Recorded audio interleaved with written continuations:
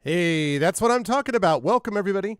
Welcome, Arvanauts. Welcome all to a Tuesday stream. It is Tuesday, February 24th, the final Tuesday of February 2026. And it is my great pleasure to welcome all of you lovely folks to day 2 of Dragonbane, The Secret of the Dragon Emperor. I hope everyone is doing well and is looking forward to our session as much as I am. It's going to be awesome, good times.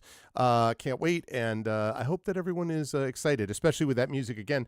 That video brought to you by the incredible and amazing Drew the Damager. So I am very excited that Drew was able to do that work. And Drew, of course, has also done the 13th icon. And the music, which we just had a chance to see this past Sunday.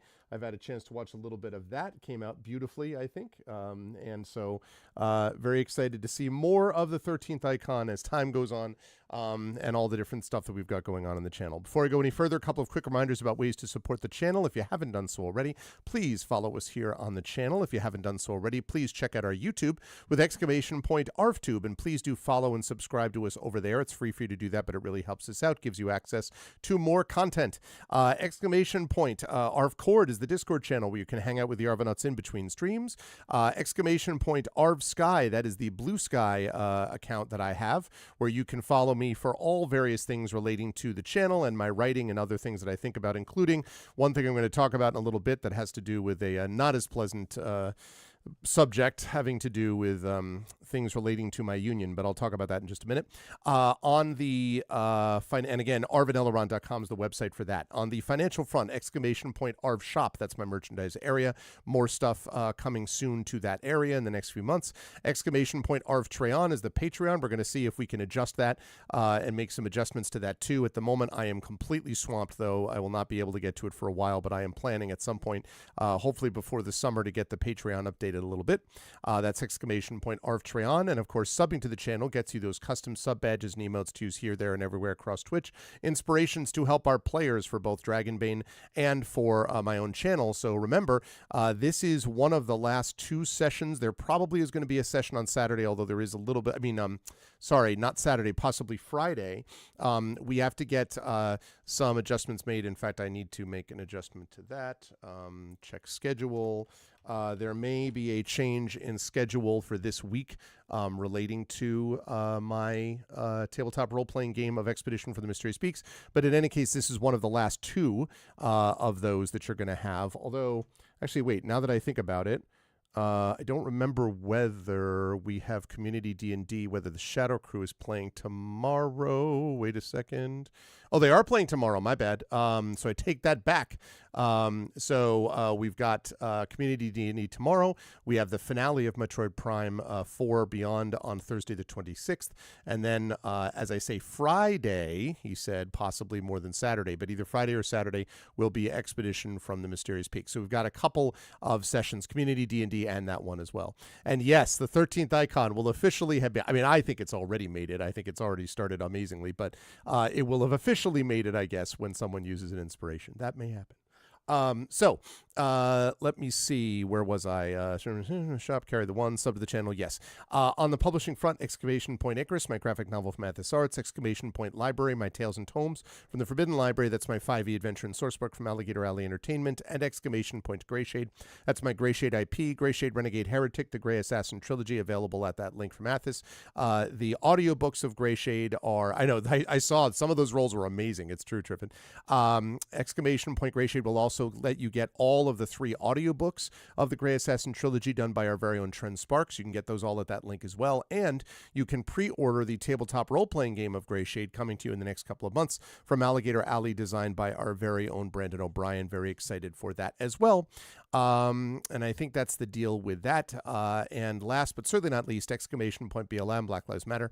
Important to affirm and assert the significance and importance of Black lives. Help Now, the World Health Organization page on suicide prevention. Important to reach out to others when you need help and reach out to others when they need help as well. And Ukraine, not a very great anniversary today. It is the 4th anniversary of the illegal, illegitimate, and unjustified invasion of Ukraine by Russia.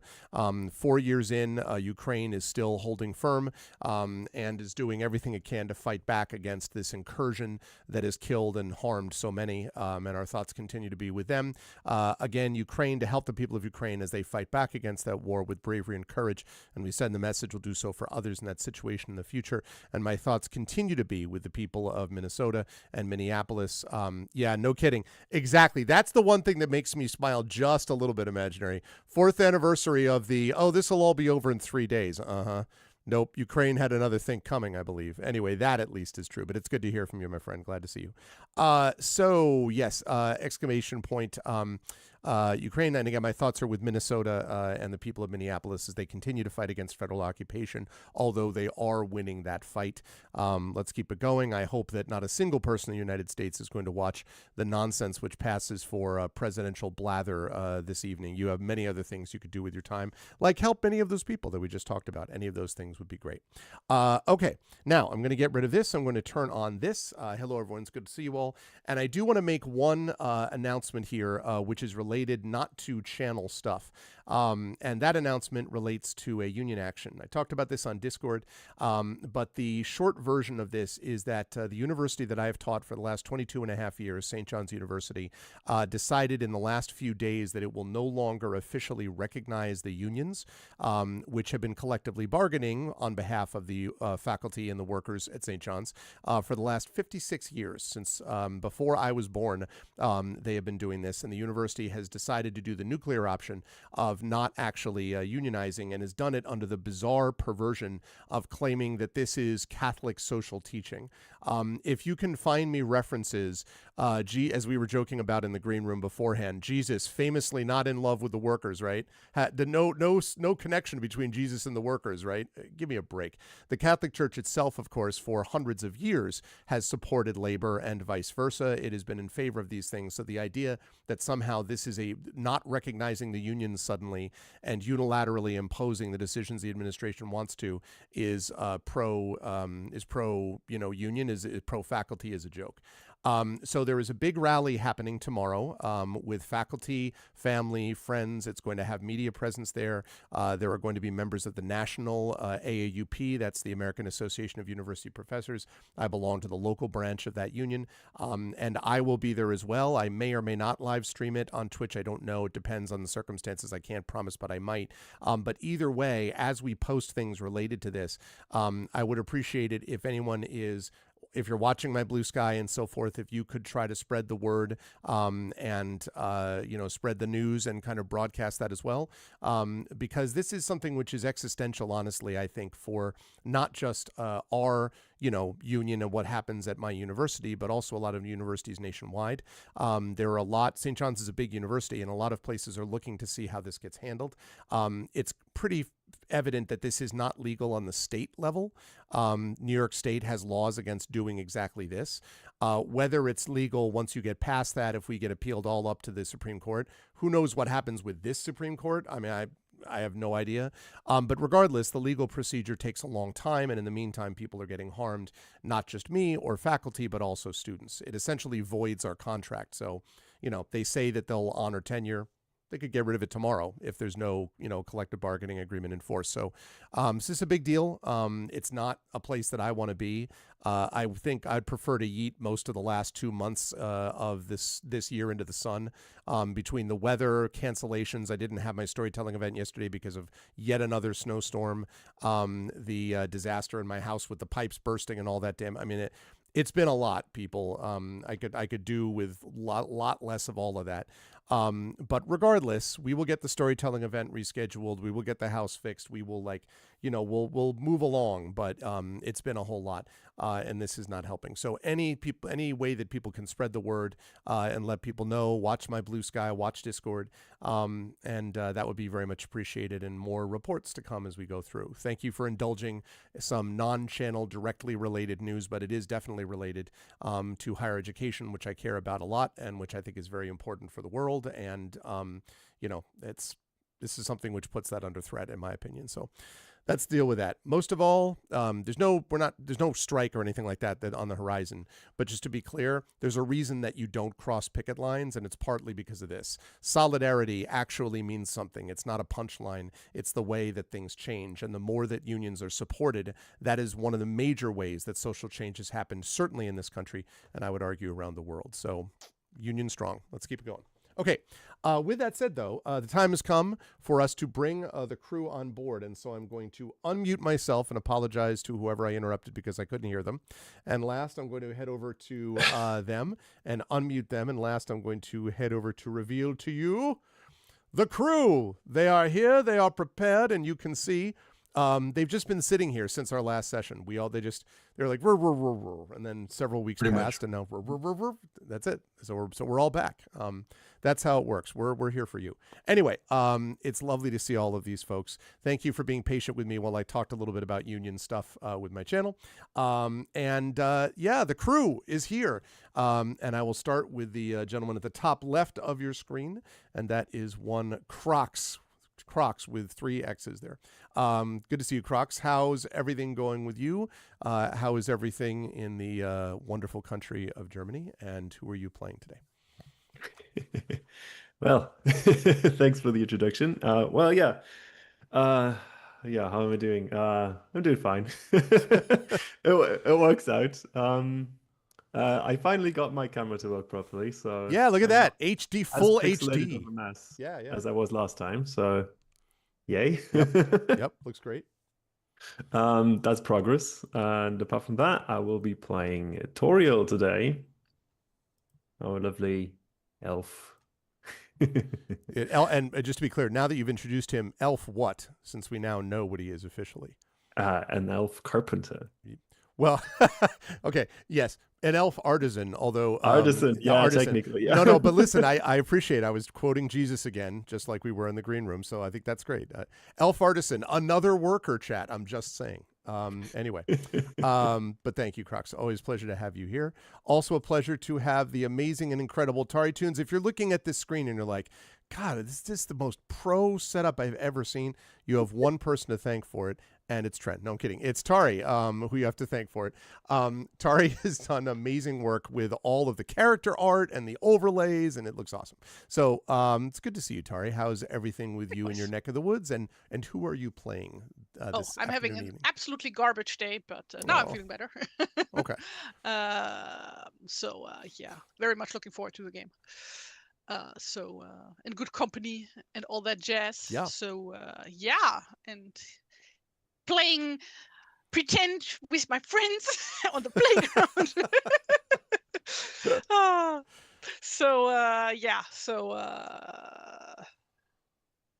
Hi. I'm playing Ahatea the Terrible, who is a mage and a duck. Yes, and an elementalist mage duck. Yes. A mage elementary. A majored, Mr. if you will. Dr. Watson, pardon. Yes. A majored mallard. But yes, I'm excited to see what Ahatea gets up to in Tari's inimitable lisping accent. I can't wait. No idea what you are talking about. So good. Oh, that's great. Thank you, Tari. Oh, it's a pleasure to have Tari here. Also a pleasure to have one Mr. Trent Sparks with us. And I note that you are wearing a hat with a wolf on it, which seems appropriate relative to who you are going to be playing today. How is life out by you, Trent? How's things going out in what I'm sure is the frozen West Coast? And who are you playing today? Sun's out. Yeah. It's probably around 10, maybe 12 degrees centigrade outside right now. Probably close to 40, if mid 40s. Mm-hmm. In Fahrenheit, stupid. Yeah. I had an interesting evening last night when I was suddenly craving nachos and went to Taco Bell. And the young lady who was at the window who was taking my order, she was super perky. Oh my God, she was really perky. It was almost upsetting. But I responded in kind and was equally, chipper and polite in response. And when I pulled up to the window and was handing her, she's like, you know what? Thank you so much for being so polite and friendly. She said, you made my entire evening. She said, I'm just about to get off work and I feel so much better now. And I'm like, Of course, by the way, you felt chipper, Tren. You were getting nachos. well, Let's yes, go! I made it! because they have nacho chips in them. That's Yes. what I'm saying. Yes. That's what I was saying. Right. So I'm playing some fuzzy dude, whose name is Chuff, and not just this wolf thing here, but up here I also have another hat that has Nice. my little rainbow pop hat sticker that I keep hanging above my self. But yeah, he is a wolfkin hunter. And fisherman and snare maker, and generally loves being outside and finds people that don't know how to live outside incredibly amusing. Yes. He really, really gets tickled watching people try to do the simplest stuff that he takes for granted. Yep, he feels like the stage of I think like amusement and bemusement are the two main stages. It feels like for Chuff, just like why, so there's a lot of that. But I'm excited to see Chuff get more into things. And yes, as Crocs has just said, artisan for Triffid. Triffid's putting together a character list as well for the command that's going to go in this chat. So when people are like, "Who are these people?" Well, I'll tell you. But thanks, Tren. Always a pleasure to have Tren with us. And last but certainly not least, always a pleasure to have our clearly a Mallard character with us, played by undeveloped Bruce. Bruce, it's good to see you. How's everything with you, the snakes, the dogs, where you live, all that kind of good stuff? How's everything with you, and who are you playing today? Yeah, everything's very good here. The dogs are happy because they got fed early so that they wouldn't be begging during the stream. So they're sleeping it off like, yeah, thanks, this is the best day of our lives. I also got fed early, but I did have to feed myself, which is... I was going to say, so you don't bother the dogs the other way around. Yeah, it doesn't, so I don't bother the dogs, yeah. And yeah, today I am playing Frogor, who is a mallard, and is definitely not a frog person. No. And he is a knight who serves Ahatea the Terrible. And he also is a mounted knight, and so he has a combat-trained horse who he is currently riding after spending his last combat turn getting on the horse last session. Time well spent. He is now on the horse. And the horse is called Hogor, and we also have a little chicken called Chickor, and you can see them down here. They look very cool. And also spent much of the last session trying to make everything else into this could be wolf gore, this could be this gore, that gore. Like, you're Very hardcore. Yeah, exactly. You're trying to put together a group, Bruce, is what I'm saying, with Frogor. And yeah, we'll get there. Yeah, eventually that stuff will happen. Good to see you nonstop. All right, so before we get started, I did want to tell everyone that I have sorted out a bunch of rules questions that we had last time. Most of it, I think, went pretty smoothly, but we did have some things that we needed to resolve. So to do this, let me bring everyone else over to the Drachma Pass. Just 1 second. Okay, there we go. Lovely. Okay, so all of you see that's all that's left of the party. Just a single body. No, I'm just kidding. That's not true. As we zoom out, you will see that there are other people there. See, they're fine. In fact, they've handled themselves well. They got into a bit of an ambush, but they have addressed that ambush pretty well for the most part. But a couple of things to be corrected. Oh, okay, we got our command, first of all. Add Bane cars. Enjoy the antics of Crocs as Tariel, the artisan elf. Taritunes as Ahatea the Terrible, an elementalist mage duck. Now, you may want to say, I don't know if Tari's going to be okay with that or if she's going to insist on Mallard. An elementalist mage Mallard. Trend Sparks. Ooh, it's now. I wish that it were Trend Sparks. Like Trend, I've always thought that's what John calls me all the time. He always calls me Trend. Trend. Yeah, I suppose that's true. Trends. Trends. I love the idea of you just setting trends just by being you. As a wolfish figure, that's actually wolfkin. Hunter is what you'd be looking for. And Chuff. it's Toriel. Oh, yeah, not With an Teriel. O. It's not Teriel, it's Toriel. I'm Tarje. Right. That's exactly what I was that's going to right. say. And then undeveloped Bruce is Frogor, a mallard and mounted knight. You should. Can you put mallard in quotes? I just want to be sure that we're clear about that. Also, Just to emphasize it, that definitely a mallard. That's all. Just to, as far as Yeah. like calling it a duck instead of a mallard, of course, like I think they are only called mallards in English, and in Swedish they are actually called just ducks. Well, the Swedish word for duck, but yeah. I mean, uh, since the book refers to them as mallard, we should probably do that just for consistency's sake. I don't want Free League's lawyers coming after me. You know what I'm saying?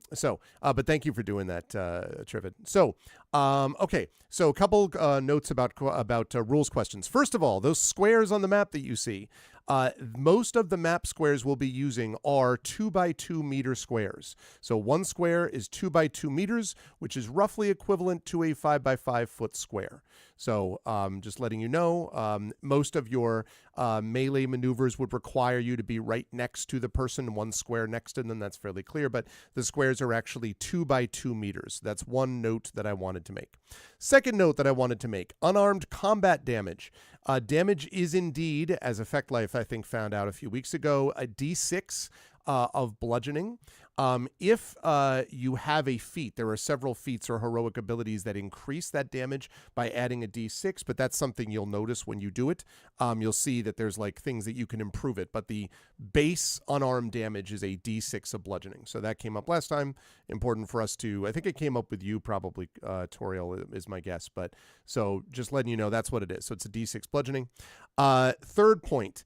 You have to decide whether you're going to dodge or parry before damage is determined. I noticed when I was looking this back over, Trend, that when we were doing the whole thing of the Wolf Rider hitting you for 19 points of damage and all that, technically you shouldn't have been able to know all that before making the decision. I'm confident you would have anyway, since the level of spear and charge was really bad. So I'm pretty confident you would have regardless, but just for future reference, you get hit. If you get hit, you then can decide, do I want to dodge or parry? And then I determine damage after that. So I'm just letting folks know about that. Spellcasting, Tari. So spellcasting, as you know, costs 1 willpower point for a magic trick. And magic tricks almost always succeed just automatically, but they cost 1 willpower to use. It costs 2 willpower per power level for most normal spells, and most normal spells are level 1 to 3. Thank you for the follow on my channel. Level 1 to 3. So for each additional power level, it adds another willpower point that you need to cost. So I believe it is 2 for level 1, 3 for level 2, and I guess 4 for level 3 or whatever that would be. I also want to point out, this didn't come up, Tari, you may have seen this before, but just in case, you can theoretically, if you run out of willpower, do what's called drawing power from the body, but it is dangerous to do that. It means for chat that you can't draw power from the body for healing spells. If you draw power from the body, it means you're literally doing damage to your body in order to cast a spell. So whether Ahatea the Terrible would ever do that to her terrible form, I don't know. But we'll see.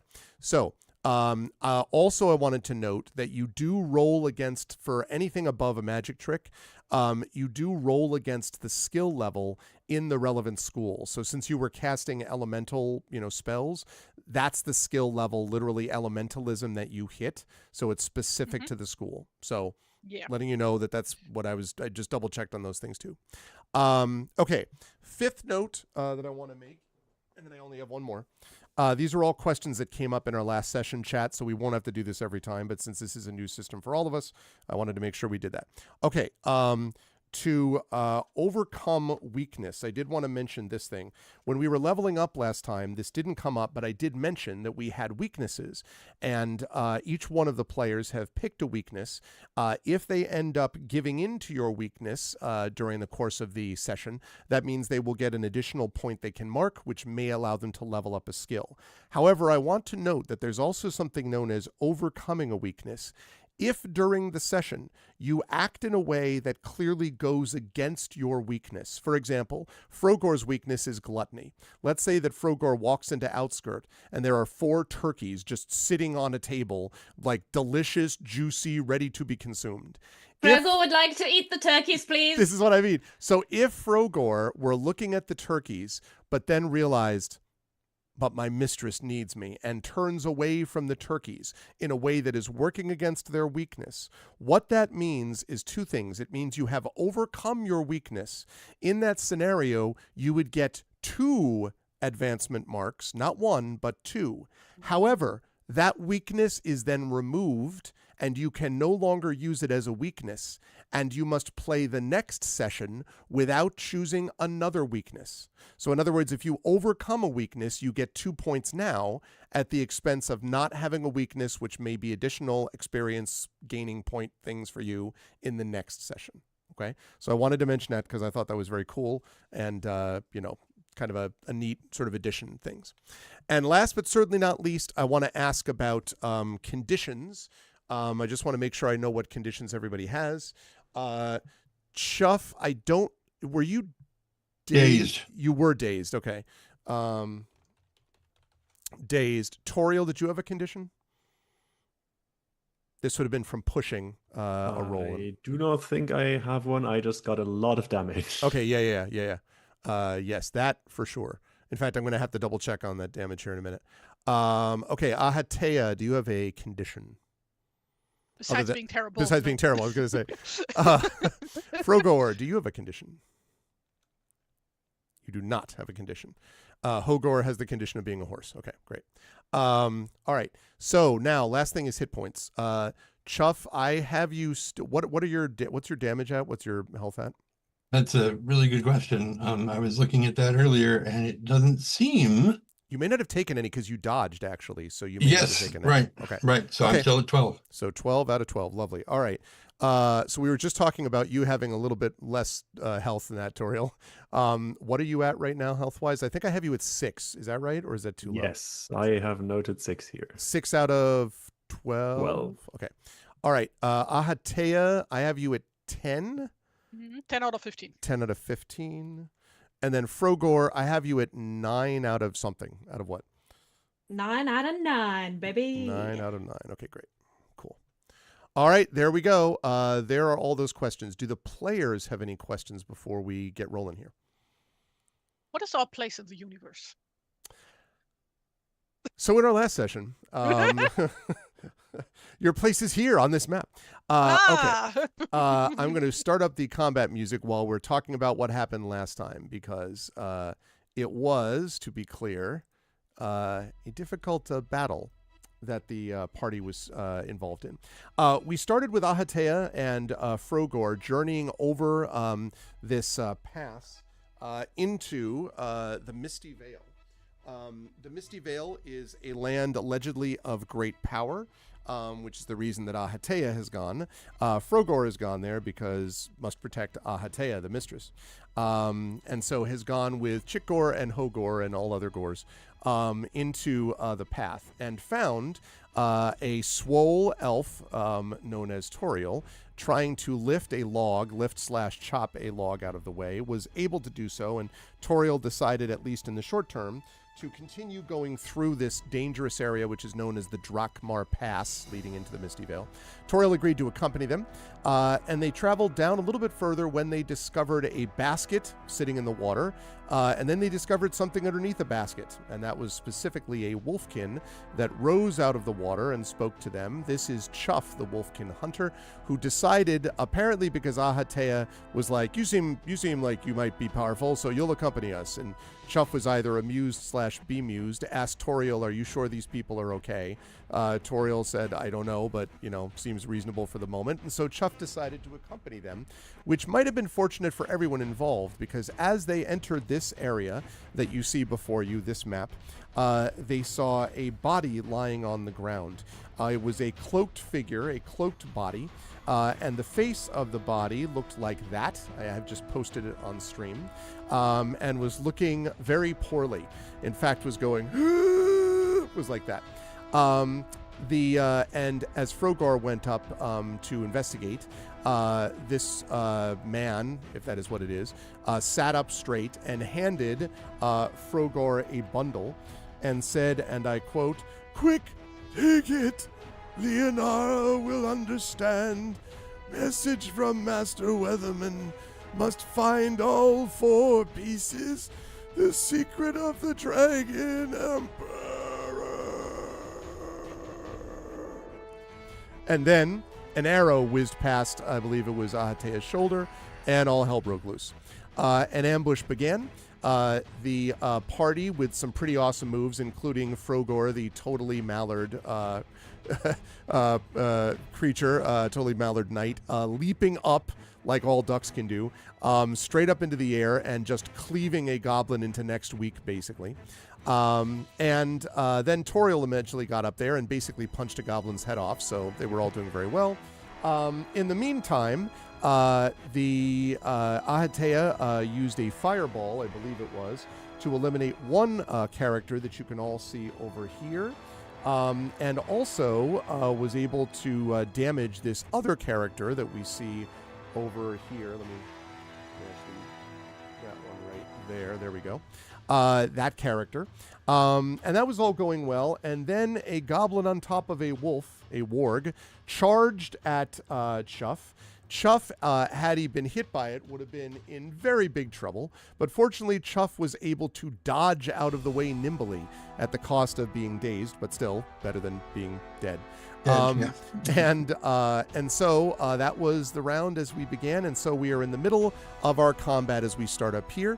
We are currently facing, again, the one goblin scout that's up on the far ridge, and the goblin warg rider. I almost said wharf rider. Goblin warg rider, which is up there. And so we are going to, with that, I'm going to drop Weatherman off the map so people can see this. And we will start with the beginning of the round. Now, the one thing that I tried to fix, and don't know that I've completely fixed, everybody, is the initiative situation with these cards. So I'm going to try to do the best I can with this, but I warn everybody that it will probably not be perfect, and I still have to troubleshoot it with Trent at some point. But, all right, so we're going to deal these cards. I'm going to deal one card. I'm going to deal it to all players, and I'm going to deal it like this. Okay. So now what I see on my map is that I have an initiative, Chuff has an initiative, Bruce, Crocs, and Tari, by which I mean Chuff, Frogor, Toriel, and Ahatea. Does everyone see their card in front Right of them? above our names at the bottom left. Yes. Okay. So far, so good. That's good to hear. Everybody However, go to 1. the only problem with that is I don't think the chat can see these yet. So I'm going to flip this and pull it out so people can see it.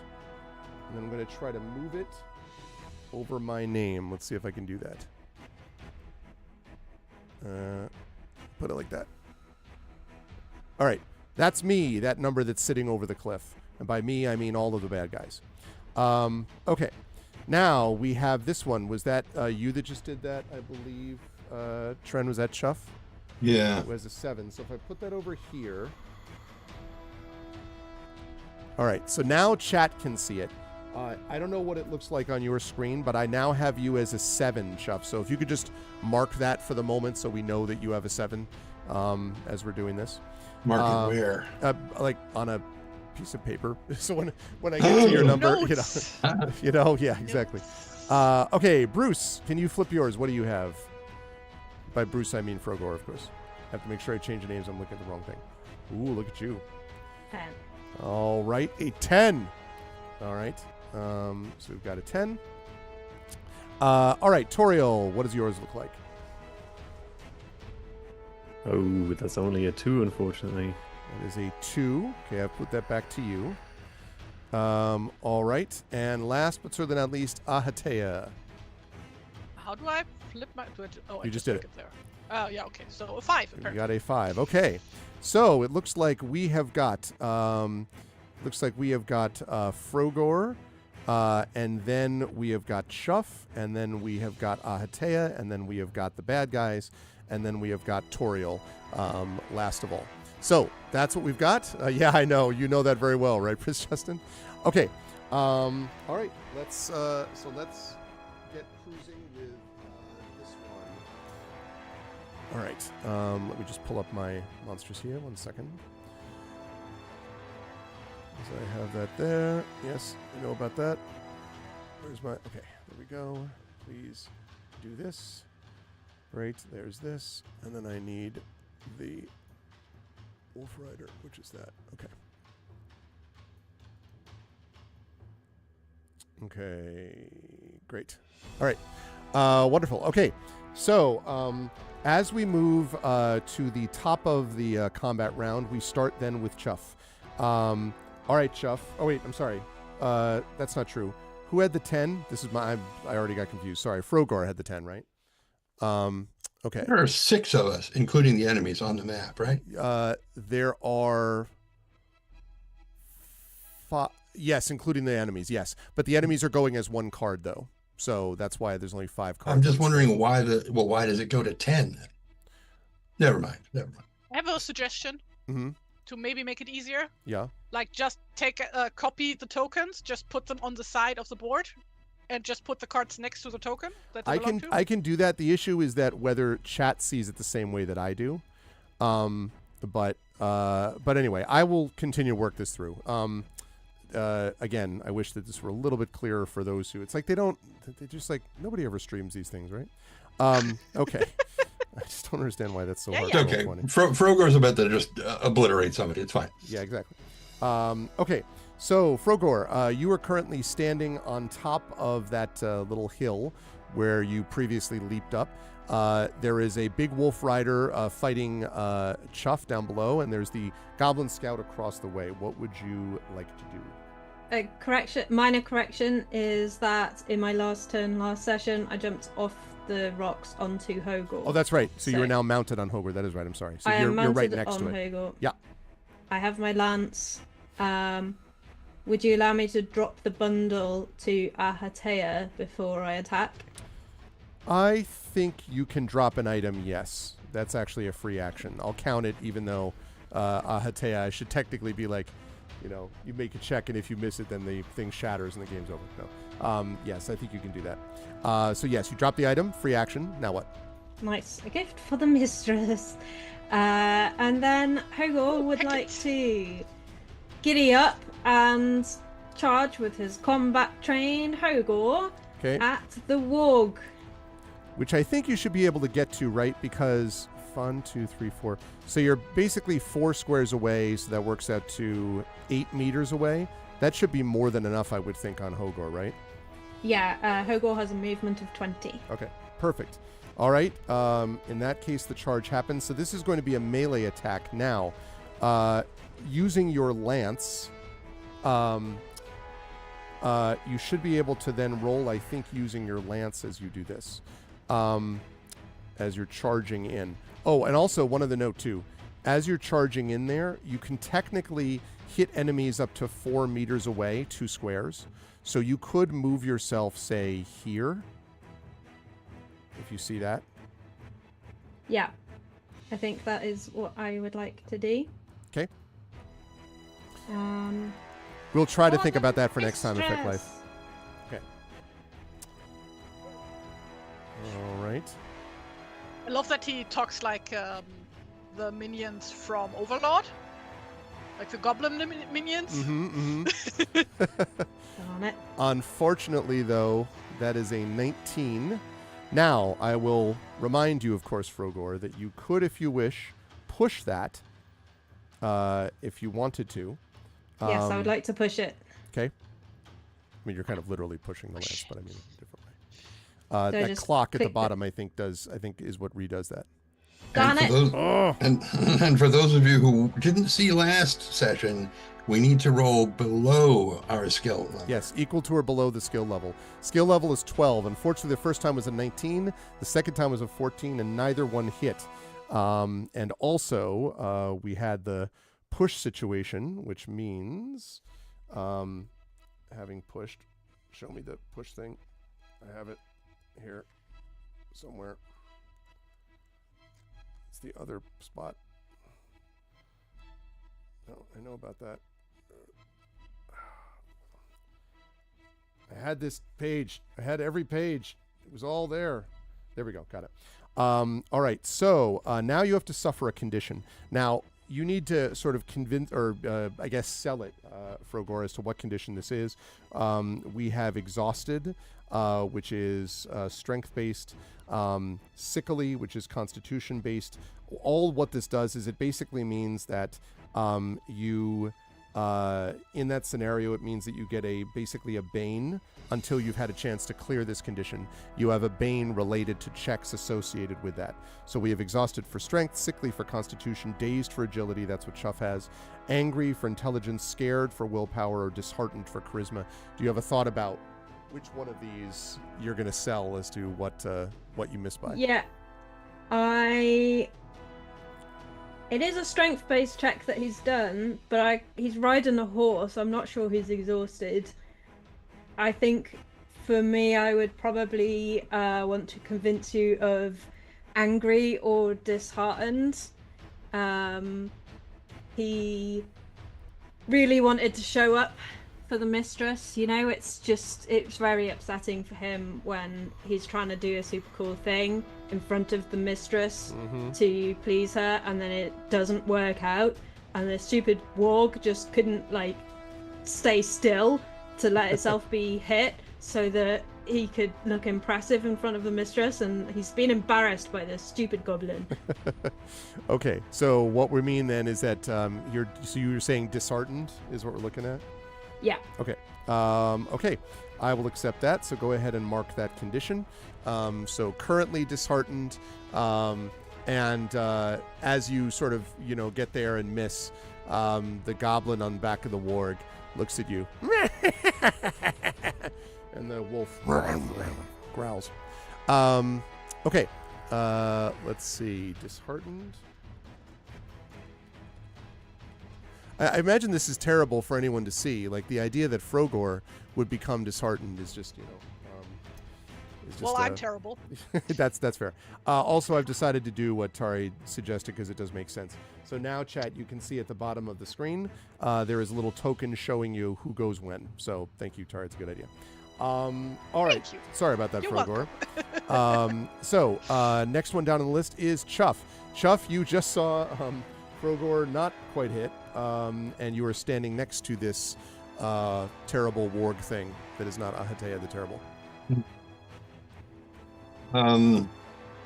I'm accustomed to D&D where being in melee range with something gives you disadvantage on ranged attacks. Is that the same with Dragonbane, or can I use my bow? So with ranged attacks, I think, let me just double check on that. I believe that if you're going to do a ranged attack up close, you would need to, let me just make sure. Should preferably, standing 2 meters away or less gives you a bane. So yes, you would get a bane on this if you attack with your melee weapon. Which I would have one anyway because I'm dazed. That's true. Double bane. So I guess in that sense, you might as well just fire from here because you're going to have one anyway. Unless, it doesn't matter, right? I mean, you're going to have to accept the bane regardless, I would think. Yeah. So, but it's up to you.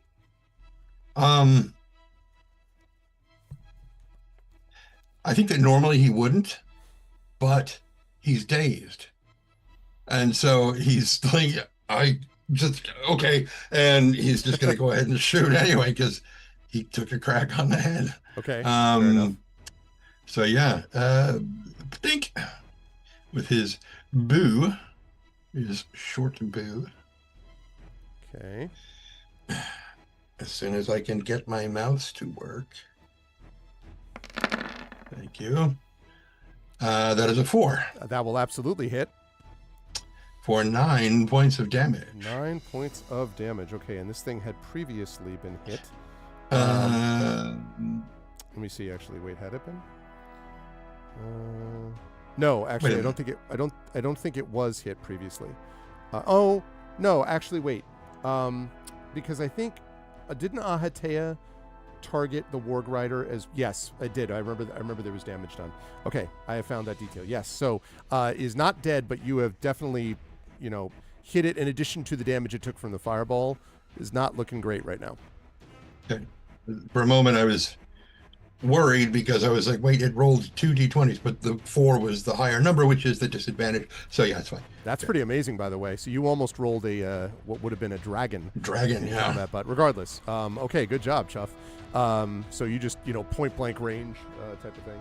Pretty much. But okay. as he did, because you said that the warg kind of did a little snarly thing at Frogor, and as he's drawing the bow, Chuff is like, language, and shoots. That's funny. And the wolf's just like, roar, roar. Oh, and your mother too. Yeah. All right. Are you moving anywhere, Chuff? You could technically back up if you wished. No, not yet. Yeah, I mean, if you're going to take a, Bane anyway, like... And by the way, chat, those of you who have inspirations left, those can counteract Banes or provide boons. These things do stack, unlike they do elsewhere. So if you have a Bane and a boon, those cancel out, but you could get 2 boons and a Bane, and that would ultimately mean you would get a boon. So you can do that in this system. Okay, but at the moment, let's see. We don't have a lot of people left because it's close to the end of the month. Nonstop has 1, Tren has 2, but obviously cannot inspire himself, as we've discussed many times. Effect Life has got 1 as well. So, all right, let's keep this up. Next up on the list is Ahatea, before the bad guys go. Ahatea, 1 badly injured guy on back of a warg, 1 somewhat injured guy on the top of a cliff. What do you want to do? And you've used a lot of willpower, haven't you? Yeah, but I also have a lot of willpower, so... I mean, yes, that's true. Like you say, I've used a lot, but still have 6 points left. Okay, that's true. There are 2 enemies left, right? Yes. 1 over on the cliff, just a regular goblin scout type archer thing, and 1 that has the scimitar on the back of this warg here. Does the warg count as a different... No. Then I'm gonna upcast Fireball. Okay. For 4 willpower... Yeah, willpower points. What I said. Okay. Made perfect sense power to me. will points. Okay, which means that you're getting an additional... You're doing the additional fireball, right? Yes, 1 at the Warg Rider and 1 at the Goblin on the cliff. Sounds like a plan. Okay. Okay, so now you're going to be rolling against that elementalism school. So you're going to be doing that against elementalism. And let's see. That is sadly too high. Too high. Now, do you wish to push yourself? I think I would like to push myself. So press that clock, please. Ooh, a dragon. Okay, now couple of notes about this. I think it's the first dragon that we've had so far. It is. And that's really good. So, first of all, when you roll the dragon, it has specific effects, which means it's going to increase the damage of an attack. I'll talk about that in a minute. In addition to that, though, when you roll a dragon, when you roll either a dragon or a demon, actually, it means you get to immediately mark a skill. So you can mark a skill at the end of the session that'll get to go up one way or the other. I like the fact that it works for either. Either if you suck terribly or are amazing, you still get experience from it. Either way, you learn. So I have to choose now, or I can also choose at the end of the... You have to mark the skill now. It says you have to do it at the time for this. And that's good because that'll give me a chance to see what happens when you roll a dragon. Yeah, I'm gonna put it in elementalism because it fits. Here we go. You either learn exactly what to do, or I've learned exactly what not to do. Exactly. Is kind of how that would be. All right, so this guy gets to roll, has to try to dodge or parry or resist, and does not do so, then you're going to get an effect. Let's see. One note about the fact also, if you roll a demon, you cannot push the roll. So that's interesting. You can't do that on a demon. But of course, there's no reason to do it on a dragon. But all right, so let me see whether this guy successfully manages to deflect it into chuff. Yeah, exactly. Just arrow cuts it. Ah! All right. Let's see. All right, let's see what the agility would be. going to attempt to dodge. I guess you could try to parry it, actually. That probably makes more sense since he does have a weapon. So, let's see. He's going to attempt to parry.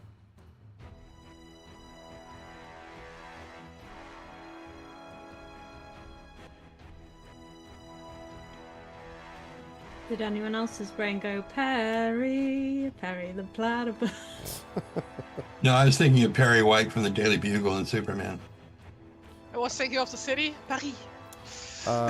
Does not successfully do so, and so is hit by it. So what this means is that you can choose one of the following effects, Atea. Either the damage or range of the spell is doubled.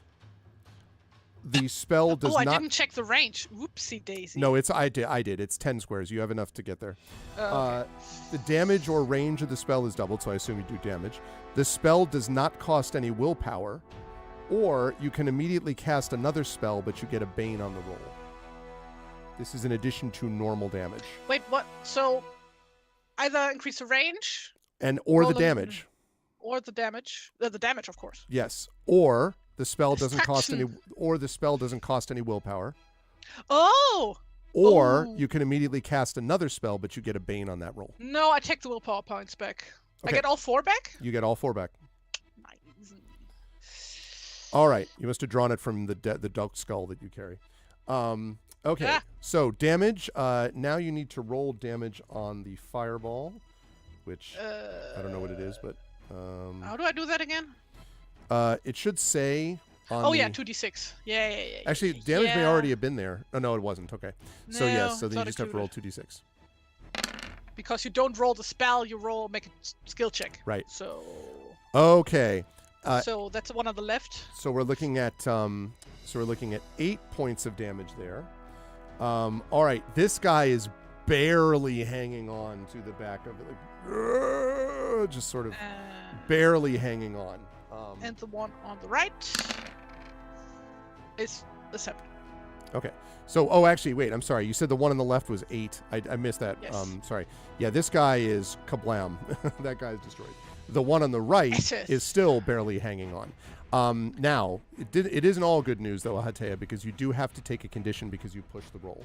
So, what condition are you going to push? Again, what this means is whatever attribute you put the condition next to, that it means you're going to get a Bane if you try to make another check using that until you clear the condition. But you have to sell to me whatever the condition is that you're adding. So the condition doesn't have to be the stat for that skill? No, but it does have to Okay. relate to something that you just did. Like In so that in- case, exhausted makes the most sense. Okay. So strengths. that does make sense. Yes. Yeah. Okay. So go ahead and mark that condition. I did. All right. And I'm going to note that Ahatea is now exhausted. Everything's fine, chat. Chuff is dazed, Ahatea is exhausted, and Frogor is disheartened. And Toriel is, heavily hurt. But other than that, everything seems going great. Yeah. But you've also almost defeated this terrible thing. Ahatea, are you moving anywhere or not? No. Okay. Then, in that case, it is the turn of the bad guy, the one remaining one, who, being next to Chuff down here, is probably going to attack Chuff, I think. Is this not the guy that tried to parry? Oh, that's a good point. That's right. Yeah, good point. Thank you. Yes, you're right. That does use up his action for the round. That was the other benefit of doing that, is it if he hadn't tried to resist, didn't get it, you got the willpower back, and he used up his parry. So his action is used up the round. Yes, thank you very much, Bruce. You're right. Okay, last to go then is Toriel. All right, Toriel. You are there. I think you're still on top of the cliff, though, right? Yes, I'm standing on top of the cliff with debris around me and a knife back in my hand. Okay. Beautiful hair billowing in the breeze. Yeah, exactly. Of course. You leap at 10 meters in the air, straight forward. I was about to say I can try making my way down the cliff again, but I assume that would be accompanied by an acrobatics check. Depends on how fast you're doing it. If you want to take the time just to get down the cliff safely, I would rule that you could get about here, which is the square right next to the cliff, more or less. and still have a chance to do an action. You could also double move, but then you wouldn't have an action when you got up to the warg. Or you can try to make a dramatic leap off the cliff and run, but in that case, yes, I will require a check to do that. So you tell me. So, given the, I don't know, rest of the arrow that probably sticks in her shoulder, Toriel doesn't particularly feel like jumping off a cliff right now. Seems reasonable. So as a consequence, I'd say he tries to make his way down the cliff carefully. Okay, can do that and for sure. then attempts throwing. I'm sorry, it wasn't a knife; it was a hand axe. Throwing his hand axe again. Ah, nice. At the warg. Okay, which is ranged combat. And I believe that you are still rolling the skill for the weapon you're using, so you do use the same skill as for melee attacks for this one, since you're using a thrown weapon. So I guess it would be strength, so you're still doing that for the hand axe. Yes, I will roll that. Oh, so close. It's a little bit past it. Now, you could, Toriel, push yourself. I mean, you're the only one without a condition so far, so, could do that. Yes, I think I will do that. Okay. One of us. One of us. Slowly getting there. Oh, no. Oh, man. The pushes today, so far, not getting the job done. All right. Unfortunately. Excuse you? I mean, Like except it's for not you. on my Yours side. works.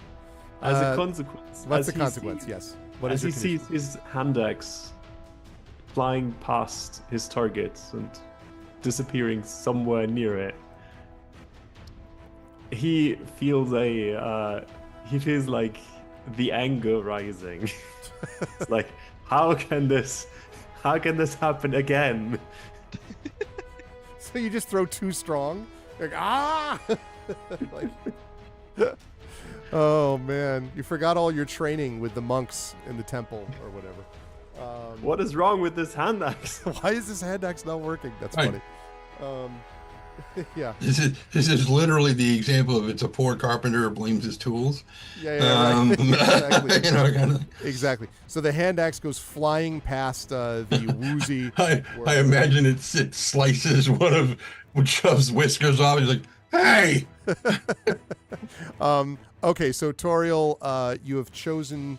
What did you say that was, that condition? So Anger. anger, yeah. All right, great. Dazed, angry, exhausted, and disheartened. What could go wrong? Okay. Well, Me today. What else could go wrong? Yes. All right. right. Lovely. All right. Now we go back. I'm going to recall all of the cards, and I'm going to deal a new set. I'm going to draw one card. I'm going to include it for all players, and deal. What do you mean? You mean I ran out of cards? What? What are you talking about? All right, wait. Recall. I think you need to recall, then shuffle, and then you can draw. I think you're right. It was a little strange. That's right. My fault. All right, let me try it again. One card, all players, deal. There we go. That's more like it. Okay, so I have got. Everyone can flip their cards. I have an incredible 1. Let me tell you what a great one that we have here. I have a 5 again.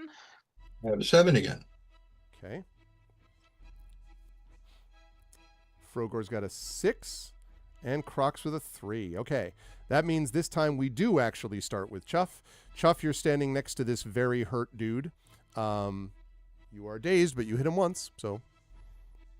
Yeah, Chuff is basically like, "Do you want to surrender?" And he just like brings the point of the arrow like right to his face. And he looks and he's just like, and sort of draws his scimitar like he has no intention of surrendering. You that away. Oh, 19. No, 19. No, 19. Now, you can push. You would have to take another condition, but you could push. Doing a lot of pushing today. Maybe. Or you don't have to, but. I'm thinking Okay. I'm thinking his arrow just goes right past the dude, and he's like, And then he sees that his What? bow has been clipped by Toriel's axe. And he's Toriel's like, axe. God damn it, the Hey! aerodynamics. Okay. Are you going to move away, or are you staying right where you are? No, he's thoroughly confused by the fact that he couldn't hit something so close. That's right. What was the other roll, by the way, just out of curiosity? I don't know. I already Oh, okay. Because it rises. clicked him away. Okay, that's fine. Actually, let me see. It doesn't even say. Oh, 14 would have been the other one. So you would have hit with a 14, but a 14. Yeah. Okay. All right. Next up is Frogor. Frogor, you are still on your horse, mounted on your horse. The badly injured warg rider is near you. Stay still! And he's gonna try with the lance again. Tries to For try. the mistress!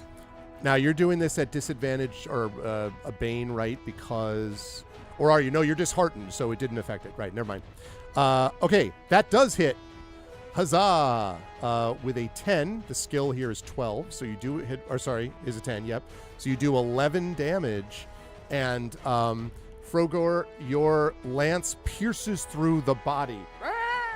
You like skewer the goblin. Do you dramatically like toss him to the ground? And it also goes through the body of the warg, I should say.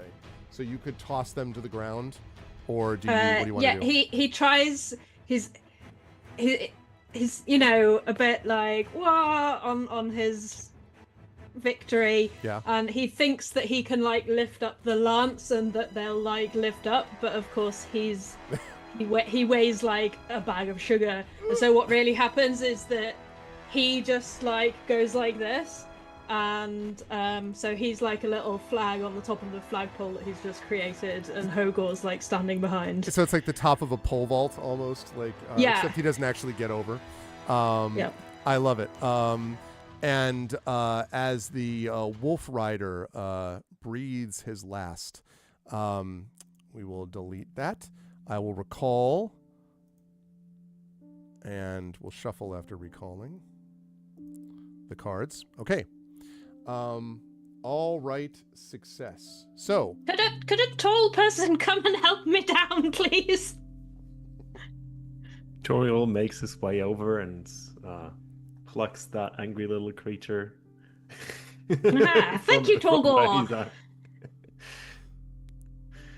And then he wants to hop like a mallard over to the mistress to see what the gift was that he gave her from the creepy dead person. okay. Ahatea, are you? Well, it's up to you. You hop over to do that. Okay. So first of all, she's like sitting down on a rock. It's like, Mistress, please have some water. thank you. Slurp. Goes, like in a sparkling water commercial. Yes. Um, And then points to the hidden camera. Having a terrible time. Enjoy sparkling water with Ahatea the Terrible. yes. Come on. So what do we have here? And Hogor's gonna do like a little like a turning his feet on the ground, like Hogor apologizes for not dispatching the goblins sooner, mistress. Hogor it's will quite flog alright. himself in mercy. Don't flog yourself. Not with your armor Yes, on. That doesn't do mistress. anything.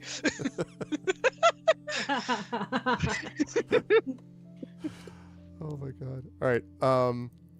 So I'm sorry. You said, what do we have here? Is that what I Yeah, heard? what do we have here? And she like holds up the object. I don't know what the object is actually. It is a So, wrapped bundle of some kind. You can feel that there's something inside this cloth, but you don't know what. It feels like something crinkles a little bit sound-wise, and then there's also something hard inside it.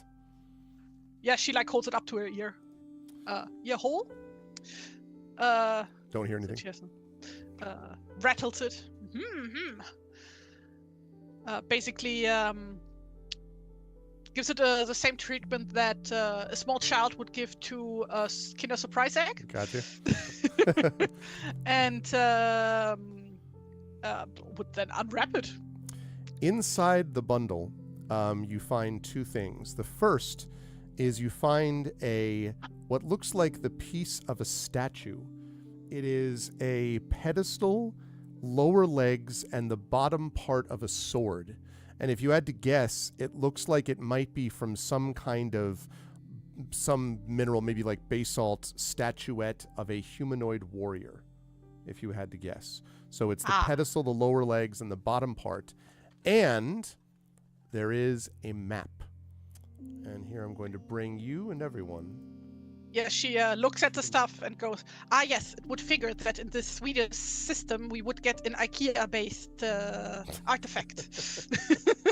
Where is the darned... yeah, you see. I was going to say, you see instructions. And putting it together. To assemble Ingvold, you have to do the following. Yeah. And there's some Swedish meatballs in there, which are delicious. Okay. Yeah, no. but those are so good. Drogo would like to eat the Swedish meatballs, please. All right, what you're looking at here, chat, is the map that you also find with it. And you can actually see that you can look at the entire map. There are those pictures in the corners, and there is the map in the middle, and it's titled The Misty Vale.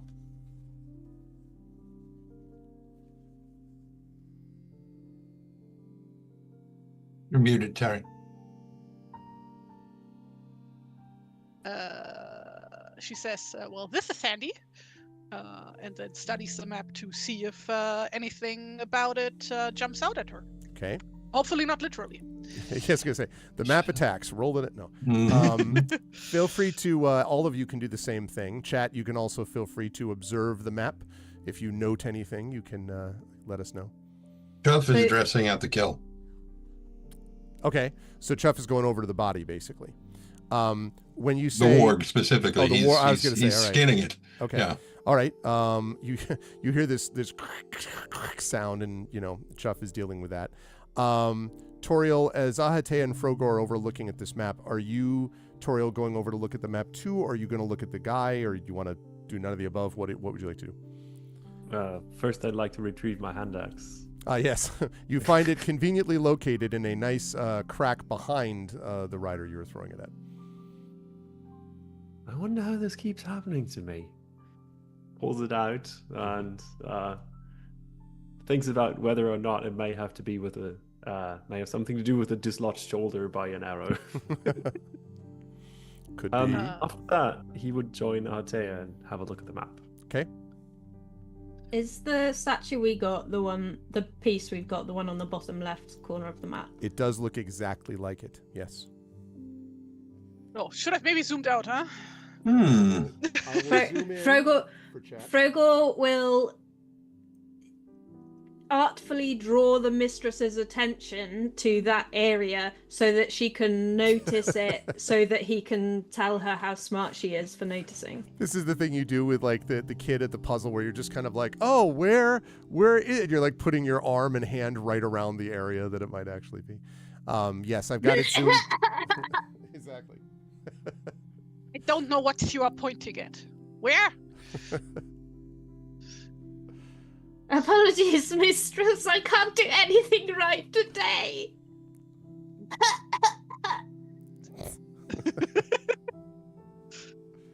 Trying to poke in the bottom left. I definitely meant to look at it upside down, of course. Okay, but seriously, which figure are we looking at? Bottom left. Bottom left is where left. Frogor sent you to. Oh, those are feet. Yep. Yeah, my lighting Yes, is not very good mistress, in you're here right so now. smart. That's correct. They look like feet. Yes, I knew that, of course. It's just that I'm, of course, used to duck feet instead of these weird stumps that humans have at the end of their legs. Frogor, kind of just covers his feet a little bit because. To be fair, our his feet are actually more duck-like than they are human-like. So, That's true. yeah. Because he's a duck, obviously. Right. Right. Why should that be any different? Where looks the place where we could gain the most power and prestige, your mistress? I wonder if maybe at the letter M, because the letter M stands for magic. I do find it Did- quite odd, though, that they would just write huge letters into the landscape, and she like looks down into the valley and tries to spot Yeah. the huge letters. Yeah, despite your best efforts, you can't find a letter there. It's I think this map might be wrong. Does Frogor remember something relevant that the person said to him Yeah. when they passed the bundle? You do. You remember that there were two things that Weatherman mentioned. One, a message from, you've heard the name Master Weatherman. You would assume that's who this guy was. And he is, by the way, lying down and not moving at all now. And also the name Leonora. He said, Leonora will understand, message from Master Weatherman, and then said, must find all 4 pieces, the secret of the Dragon Emperor. You haven't looked at the body yet, but that's what he said before expiring. So one day when the weatherman comes and the tonguing is done, then, right, got it. The dead man did say, mistress, that we should find all 4 pieces, and it is the key to the power of the Dragon Emperor. Power that would rightfully be yours, my mistress, Ahatea the Terrible. So we must find these 3 other pieces, which means perhaps we should go north to where this sword hilt is, or perhaps east to the other arm.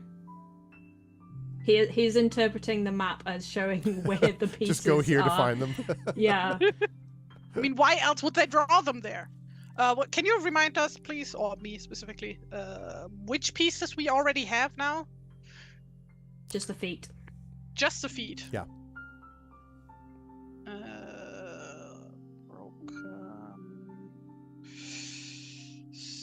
Statue. Feetsies.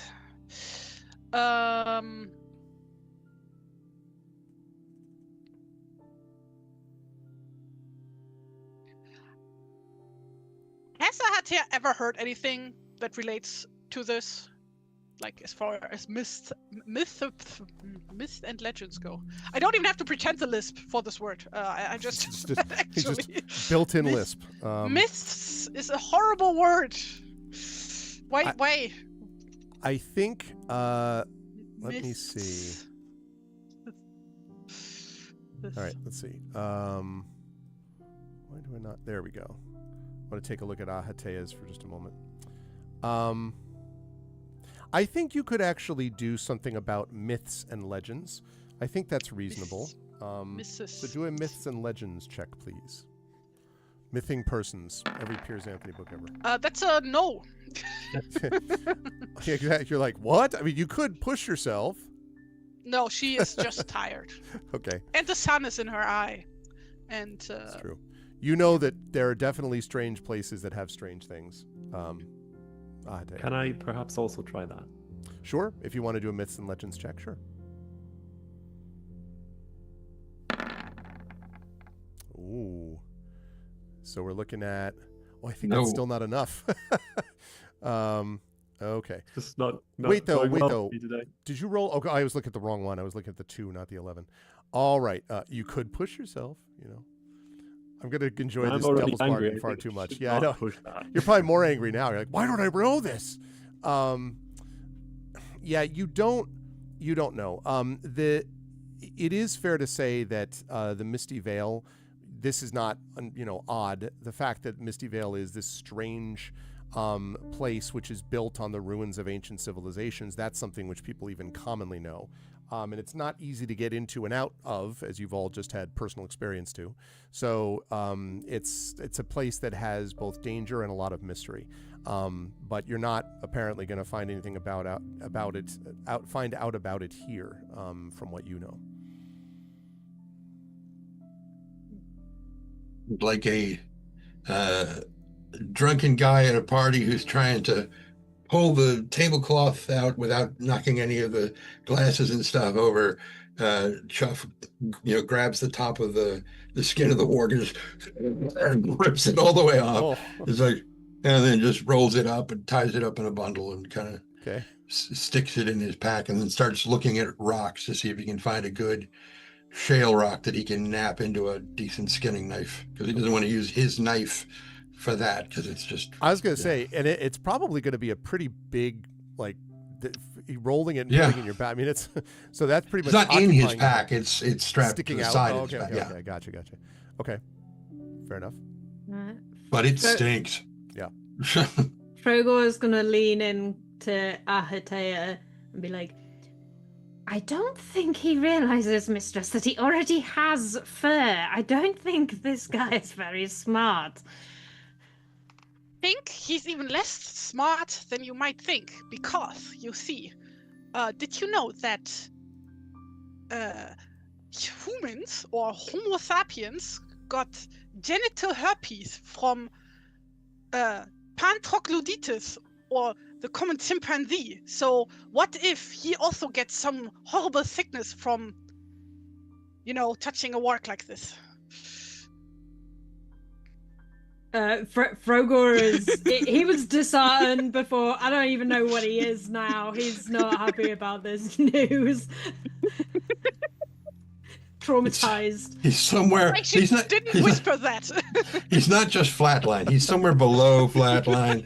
I just not on my bingo card. I was just gonna be like, Right. genital herpes reference in a Dragonbane game.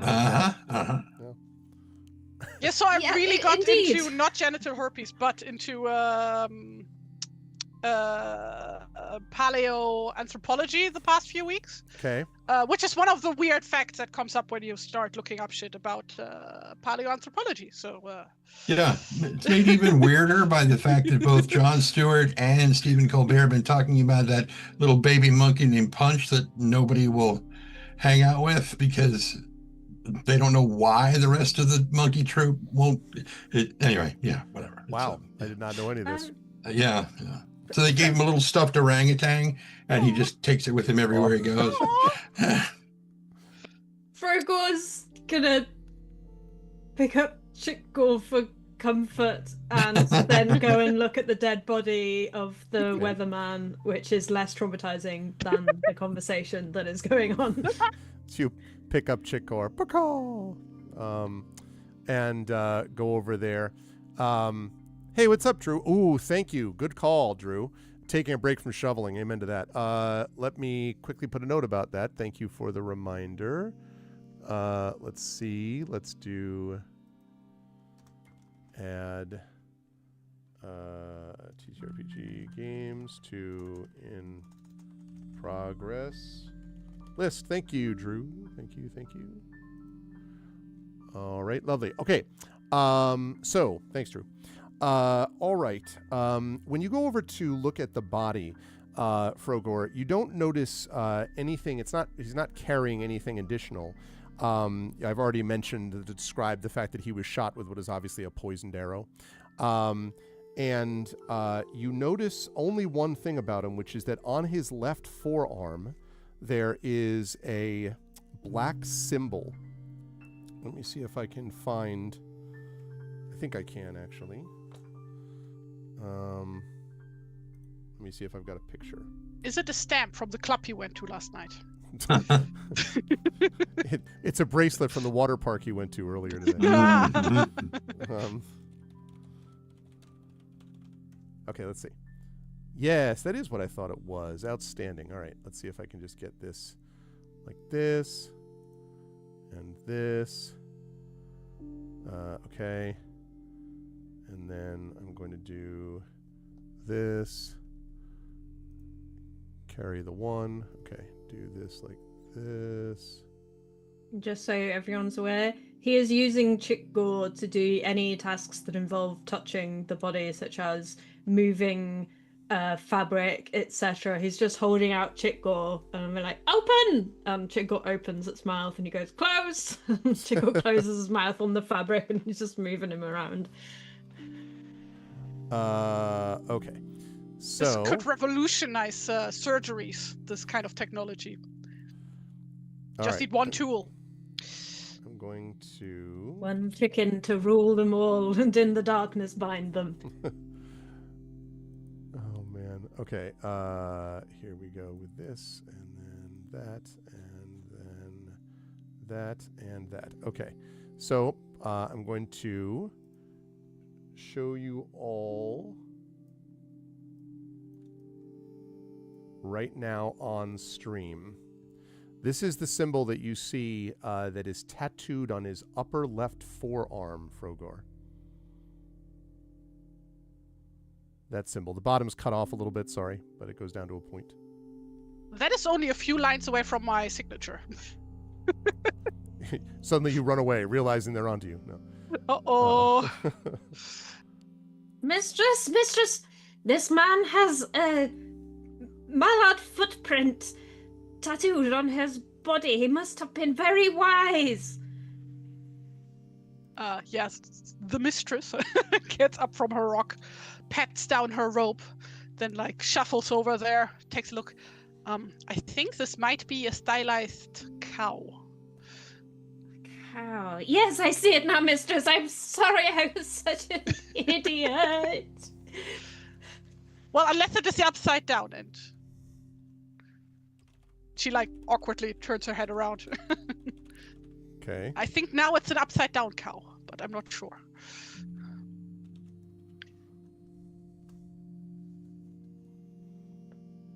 You want me to cut that off so we can take it with us? Yes, Very good smart idea. thinking. I think this guy might be smart. Maybe. Okay. So you want to do that? Yes. Maybe you want me to cut it off, or maybe you think I'm smart. Yes. Blondie? And what do you think?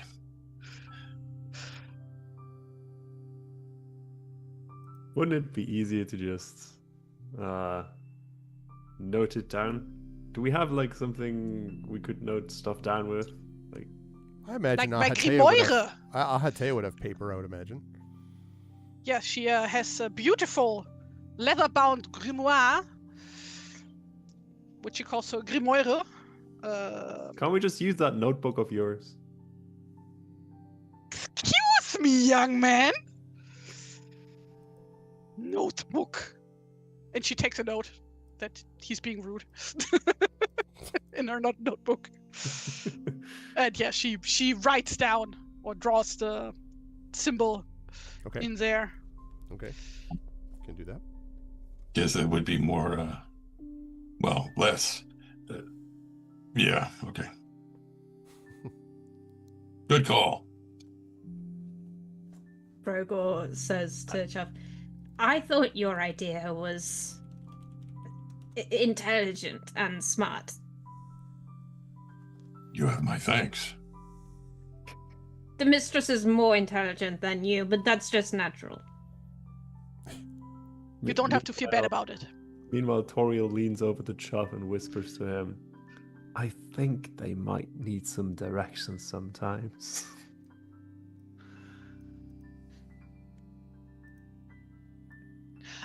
The symbol, was that on the Walk Rider's arm or on The Weatherman's dead arm? man. Who, On the dead yeah, man. the weatherman.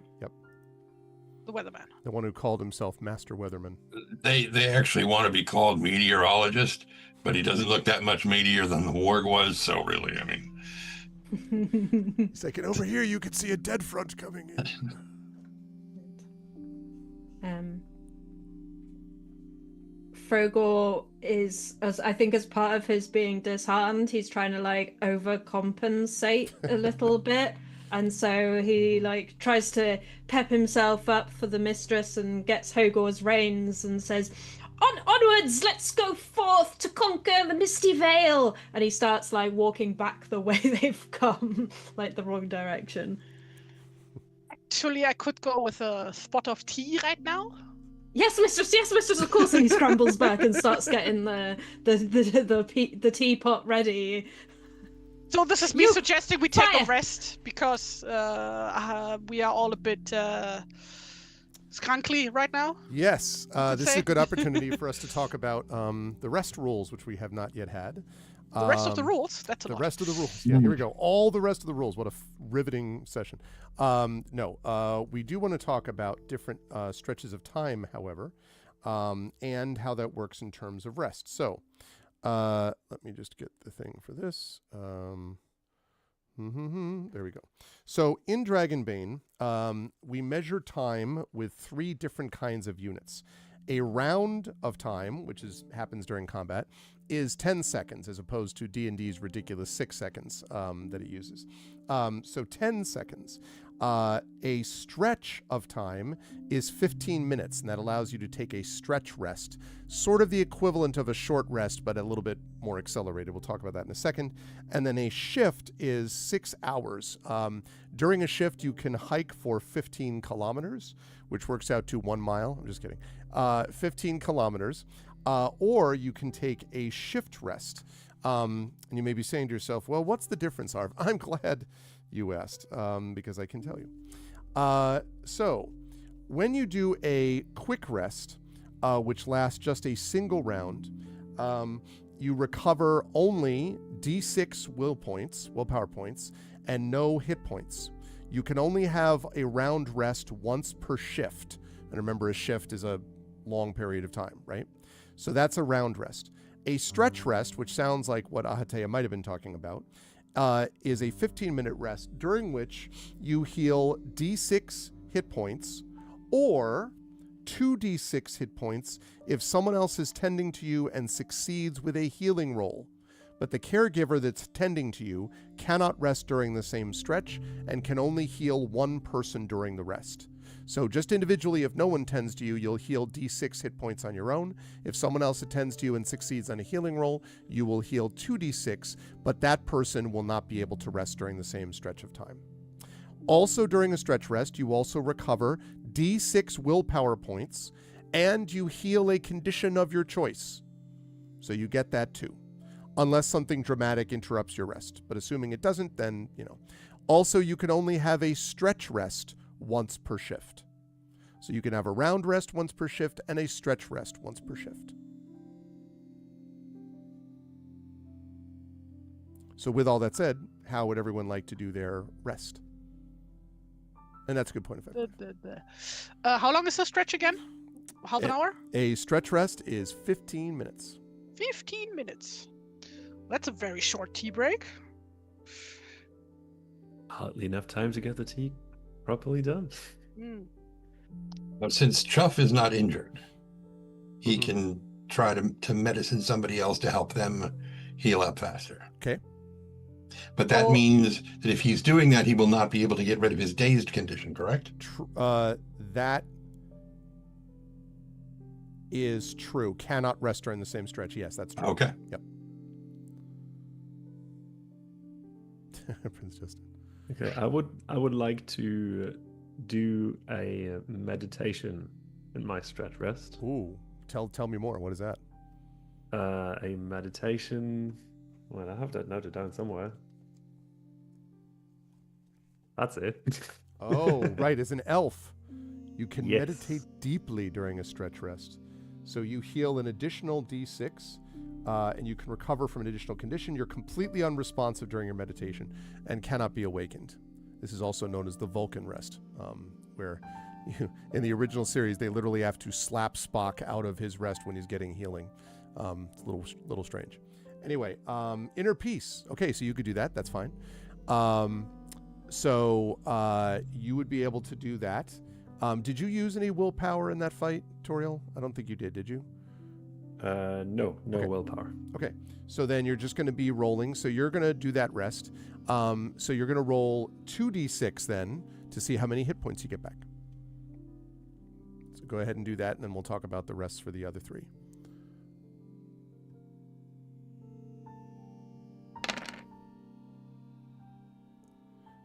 Eight. All right, so you're back up to full. Nice. And I'm going to guess you want to heal your angry condition, probably, right? Yes. All right. I need to calm down. Okay, so unmark that. You have very angry dreams. Screw you, dreams. Okay, great. All right, Ahatea, Chuff, and Frogor. So if Chuff is going to help one of the others, what are we looking at for... I guess the only one who's injured, actually, is Ahatea. So if Frogor wanted to rest... Well, it's up to how you want to handle it. Chuff is dazed, so if he wants to heal that, he's going to have to rest. So it's up to how the rest of you want to handle it. If you just want to rest on your own, you could do that. Frogor would like to rest because I think if we're going to meet people potentially in the future, it would be better if he's not disheartened. Okay. So you're going to heal that disheartened condition. You were at full, so you're fine there. So that just leaves Chuff and Ahatea. Ahatea, are you just going to rest normally?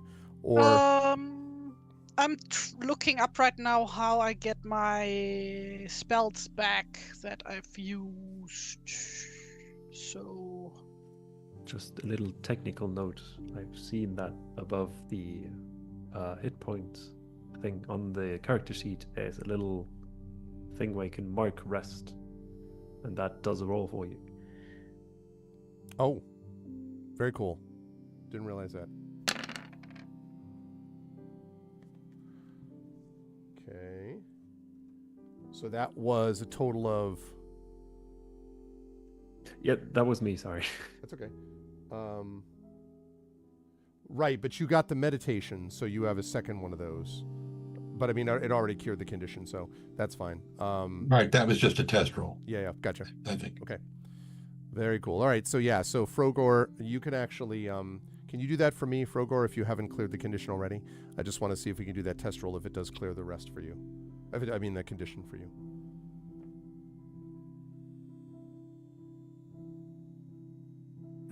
No, it did not clear the condition. It says heal a condition of your choice, so I guess you could then heal the condition yourself, I guess. Strange, though, about the willpower point. Well, so you only get 2 hit points back, but that's fine. You were freed anyway. So it doesn't automatically do it. Okay, that's fine. But anyway, go ahead and unmark it. So, right. So all we need to worry about now is Ahatea. Yeah. And you're figuring out the So- spells. about Yeah, that. so what type of rest are we doing? This is a stretch rest. A stretch rest. And the shift rest would be a long rest. quote Correct. unquote. That's right. So I'm not getting my spells back. Lips. I don't think so, because it would be 6 hours you'd have to spend. Yes, no. Sag, no more fireballs today. In that case, yeah, I want to get rid of my condition. All right. So you are no And- longer exhausted, plus you want to heal also. And Chuff I is can do helping. both. Well, but are you, Chuff, or not? Because, like, if you want to free your own condition, then you wouldn't rest, right?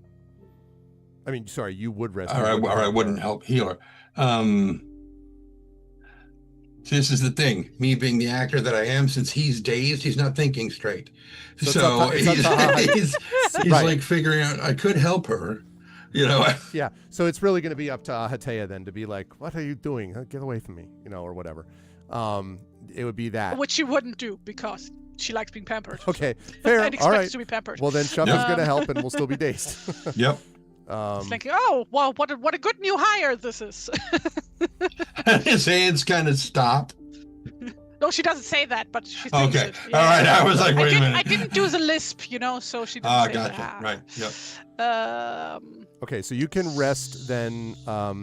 So go ahead and hit rest, Ahatea, and then you're going to roll another d6 for the additional thing with... Oh, actually, Chuff, you do need to do a healing check now that I think of it, because you have to be successful at the healing check to actually help. So go ahead and do that for me. So that I don't strangle her Yes. accidentally. And that's not Fully based. healed. That's not based on agility, is it, Chuff? The Yes, it is. Oh, well then you're taking. No, the base- sorry. That's hunting and fishing. Healing is intelligence. Okay, so you're fine. So yes, you could just do it normally. Demon. A demon. All right. So let me see what happens on a demon check for that. You can mark another skill though that you're going to be using later. That you have to do now. Well, it already marked that. It put a mark on healing for that. So, did it? Yeah. Yeah. Oh, interesting. Huh. Okay. So maybe it does have to go always on the skill that is actually relevant. That's strange. I didn't know that. I guess so. I mean, it makes thought sense, it said right? I thought it said mark of your own choice though. Let me see. Let me talk about. Well, it's a thing to look up for next time. Let's see if you. Yeah, this should be. I should be able to do this quickly, because I just saw it before. So dragon. Very calming music right now. That's the idea. Dials back. Not actually.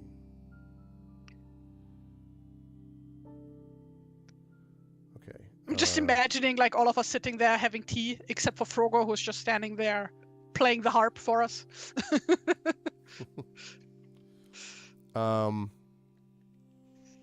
Okay. Let's see. Outside of combat, I will determine the effect. All right. I will talk about that in a minute. Let's see. So you can't push that.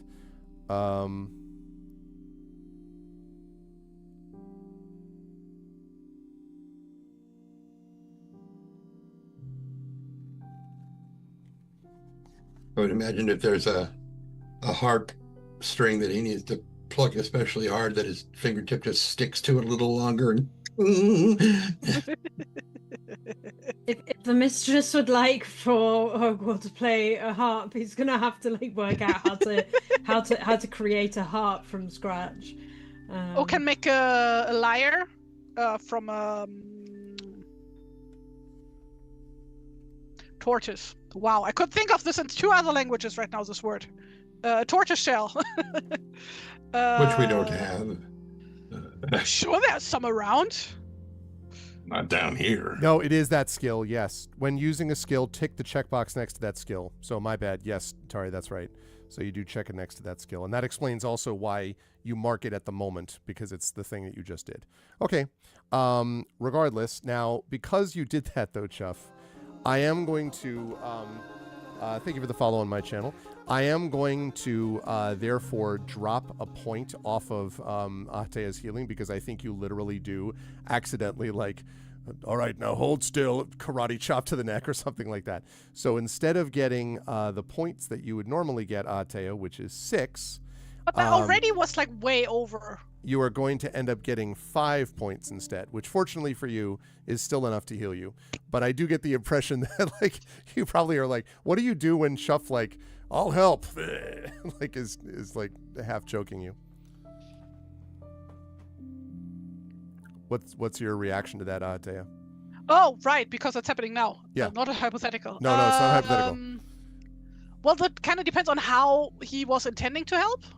Well, he's a wolf, and when wolves tend wounds, they tend to lick them.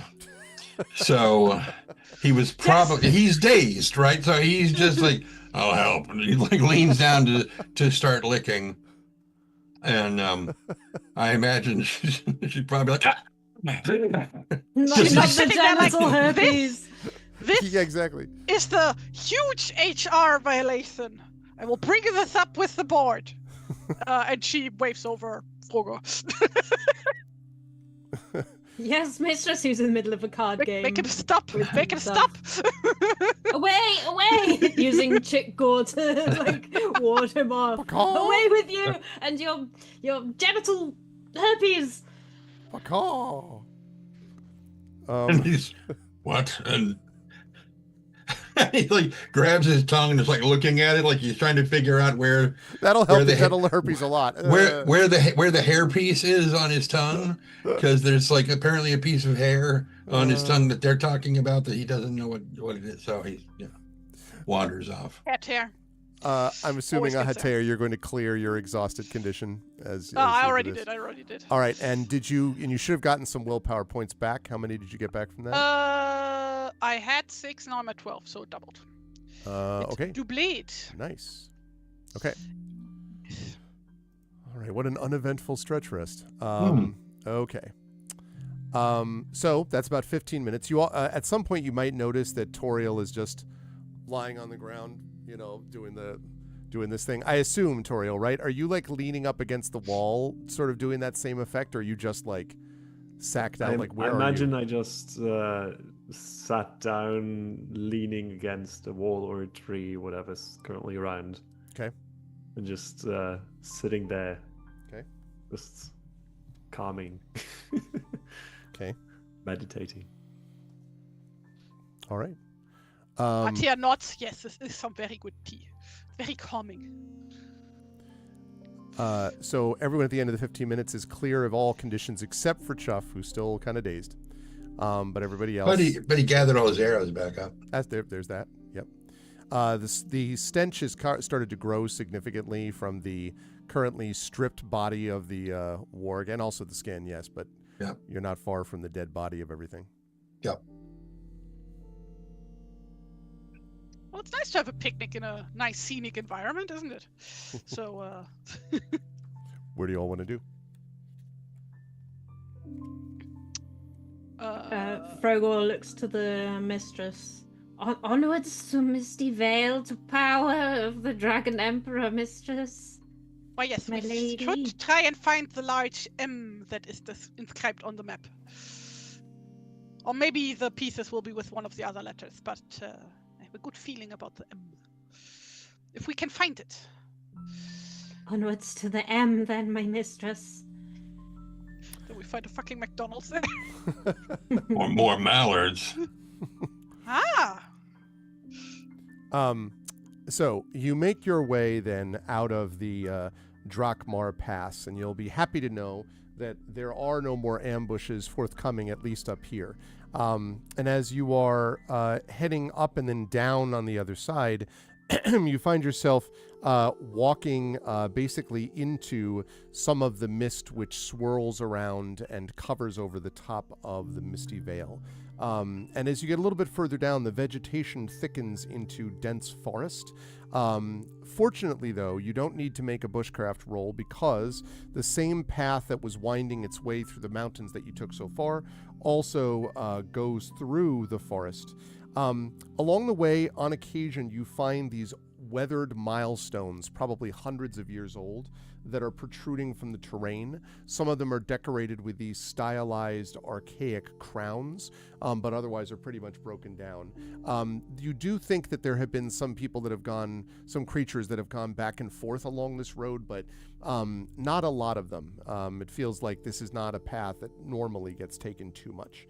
But about a few kilometers further on, it takes you probably about a little less than a day's march to get there, because you have to go up, down, through the forest, up, around. And so it is, I would say, it's probably about midday, carry the one. So it's probably early morning by the time you are coming out of the fields, and the forest thins out and opens into these cultivated fields. And soon you are squelching along muddy wagon tracks. If everyone can place their token here, that would be lovely. I don't have control of mine.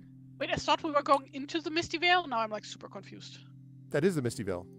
Oh, I always thought the part south of the. That's the title of the map. Oh. Well, Yeah. it is great when player knowledge and character knowledge align so well, isn't It was perfect. Yes, exactly. I'll give you that control in just a second, Bruce. I forgot to make the party token. Okay. Well, did I upload it? Yes, I did upload it, but I don't have rights to put anything on the map. Okay, so I wait a can't put second. it there. Toriel, Crocs, I'll give you Toriel here in just a sec. Controlled by Crocs. Okay, you should have control now. Can I have rights for putting stuff on the map, please? Sure. How do I? That's not too much work.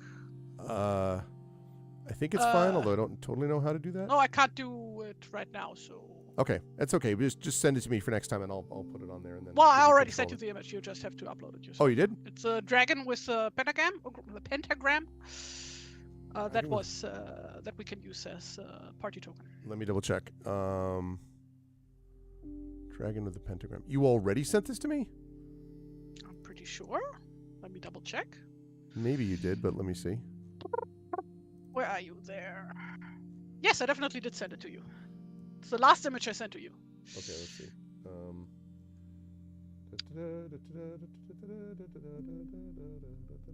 In our private chat, not in the group chat. Yeah.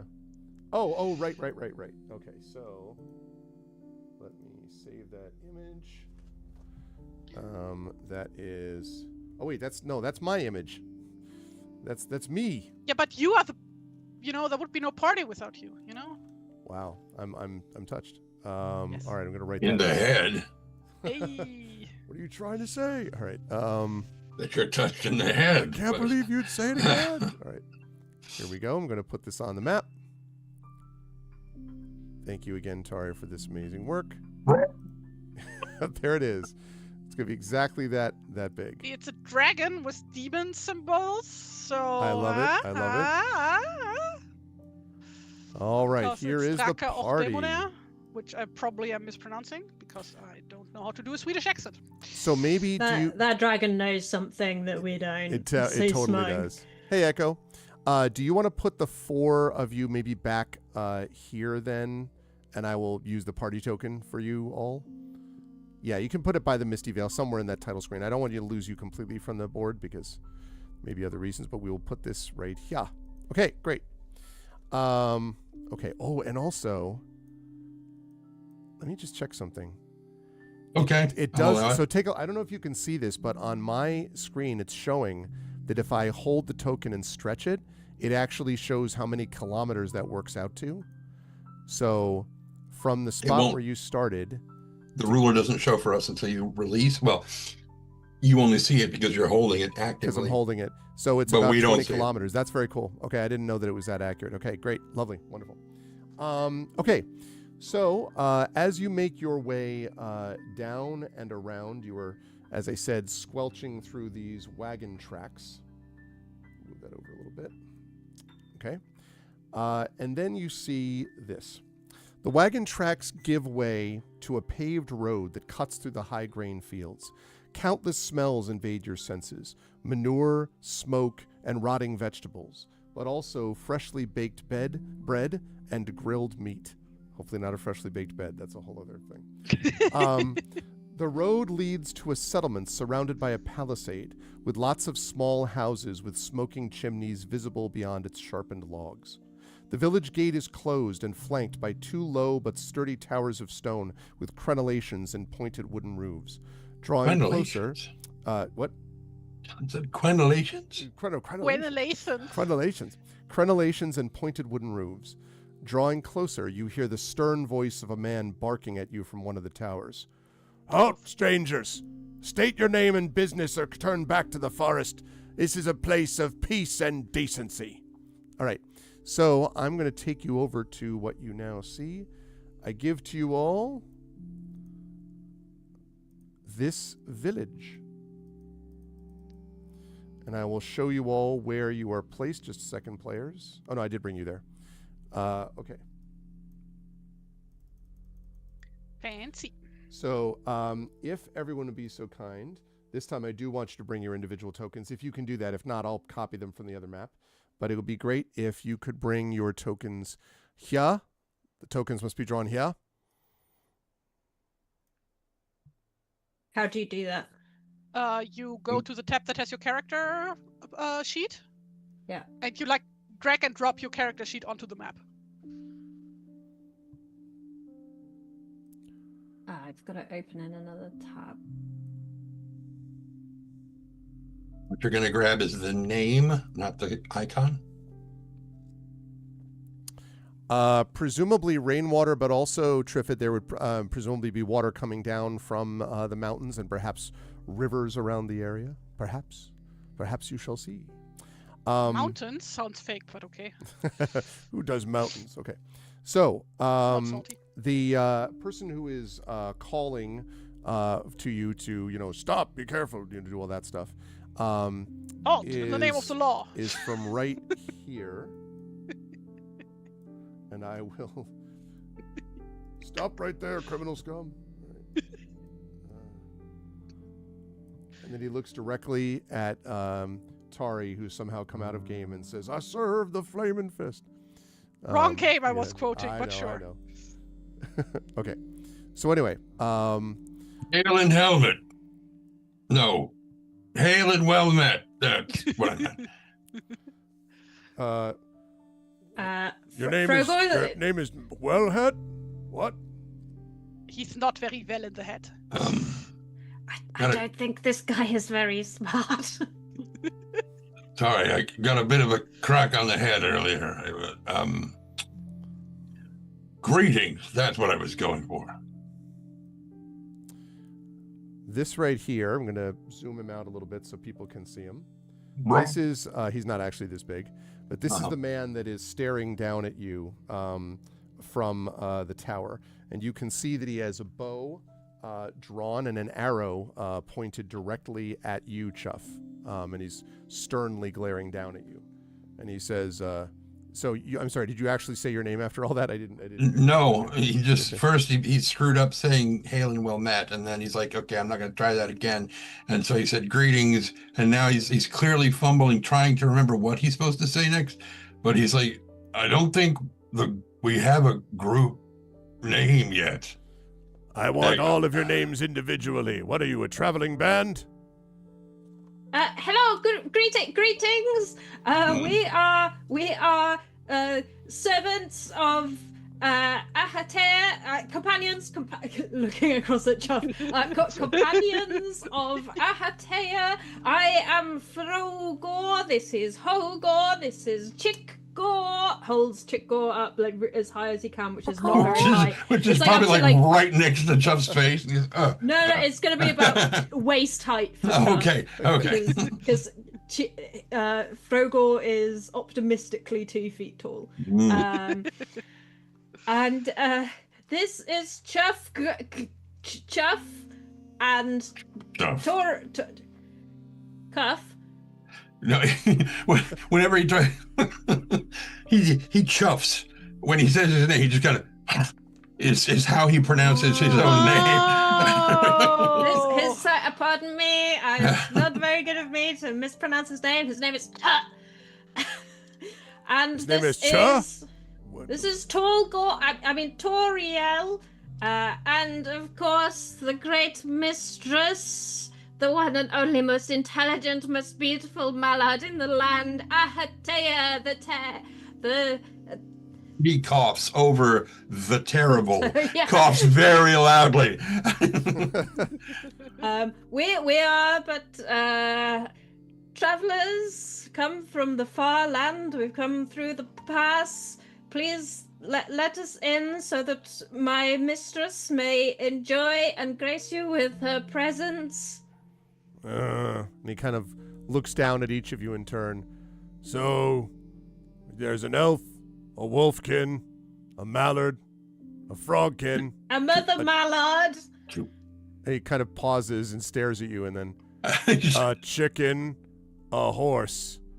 And you all want to come in here because you want to enjoy the village? What? We would like to give you the opportunity to enjoy us. He kind of glances and he looks over his shoulder and he like starts whispering to someone. He's like, "When you say enjoy, what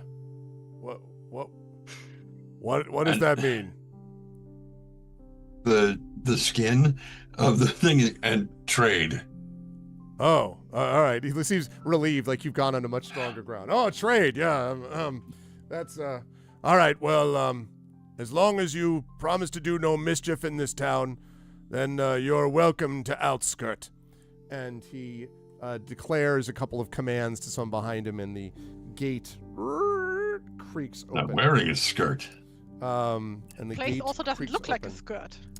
As you, assuming you all go through this place, he comes down to the sort of the floor level of the tower and comes out to meet you on the other side of the gate as you walk through. You can see that he's got another guard behind him.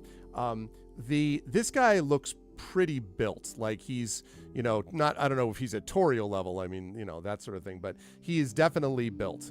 He is sort of a sturdy man, probably somewhere, you would have to guess, like his mid-40s. He has shoulder-length hair. You can all see without having to check too closely, at least I think Toriel and Chuff would notice. I'm not sure that Ahate and Frogor would.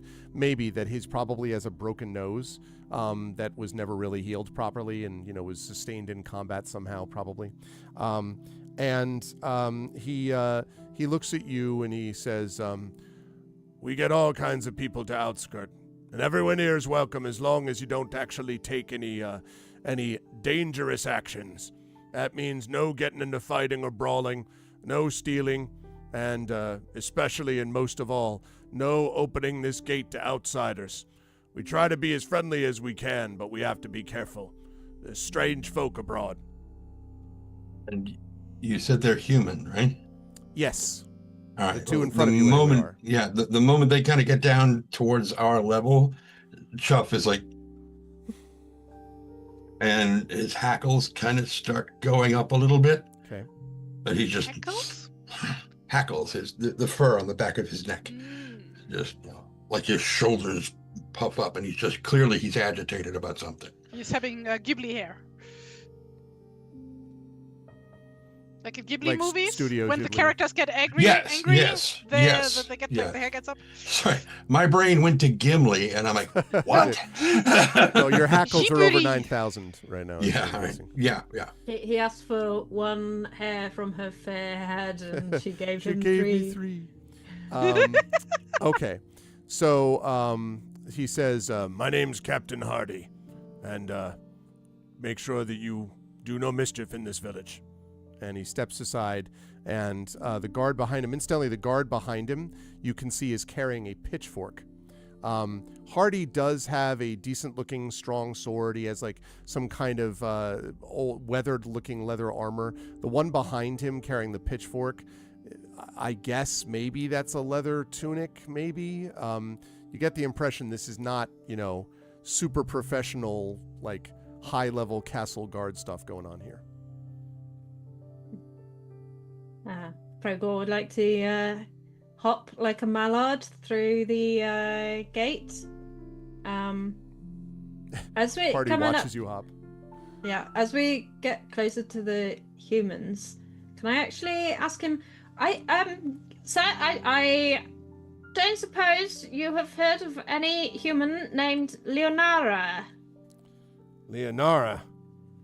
And he kind of sort of looks at you carefully, and he says, yes. Yeah, I've heard of her. You could find her over at the inn. And he says, he's looking at it, she's the maid over there. At least, well, and he kind of shrugs his shoulders a little bit, and he says, I don't know why you'd want to find her, but she's always got a good word for everyone, though. You'll find her over at the Three Stags. And the Three Stags, by the way, I will point out to everybody, is... Three Stags. Zoom out of my map. Okay. Sorry, I have 2 pages I have to attend to when I'm doing this. Right, okay. Three Stags is number this, right? Okay, good, lovely. All right, Three Stags is right here. So it's right in the middle of the town. Sorry, Chad, if you missed that. Northern edge of the center of town. There we go. Yep. Frogor would like to turn and hop back to the mistress and say, "Oh, mistress, your spells! If only there were some place, an inn, that we could go to rest, so that you may recoup your spells, but I can think of no place." Yes, that would be very handy. I'm assuming that you heard the conversation. Yes, he did hear the conversation.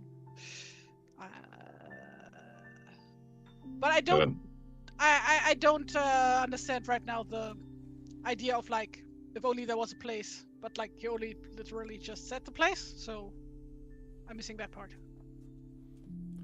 My presumption is that Frogor is trying to set up a thing for Hatea to go, well, clearly we could go to this inn called the Three Stags, and then, yeah. Feels But like I am not dazed, so... Yes, of course, I knew that. I knew that you knew that. So yes, we should go to that inn. Oh, so intelligent, my lady. Yes, of course. So I'm a bit out of it today. For you. Mm-hmm. And he pulls the bundled up war pelt off of his shoulders, like, would you take that in and sell it for however much you can get? I really don't want to stay here. Genital herpes. Toriel takes it and attaches it. It to- reeks. It's Yes, I assumed as much. So he carefully makes sure to like not have it touch his robes or clothing. Well, if that's possible. I was going to say, how? It is. By putting it directly on his head. He tries. Okay. Very funny.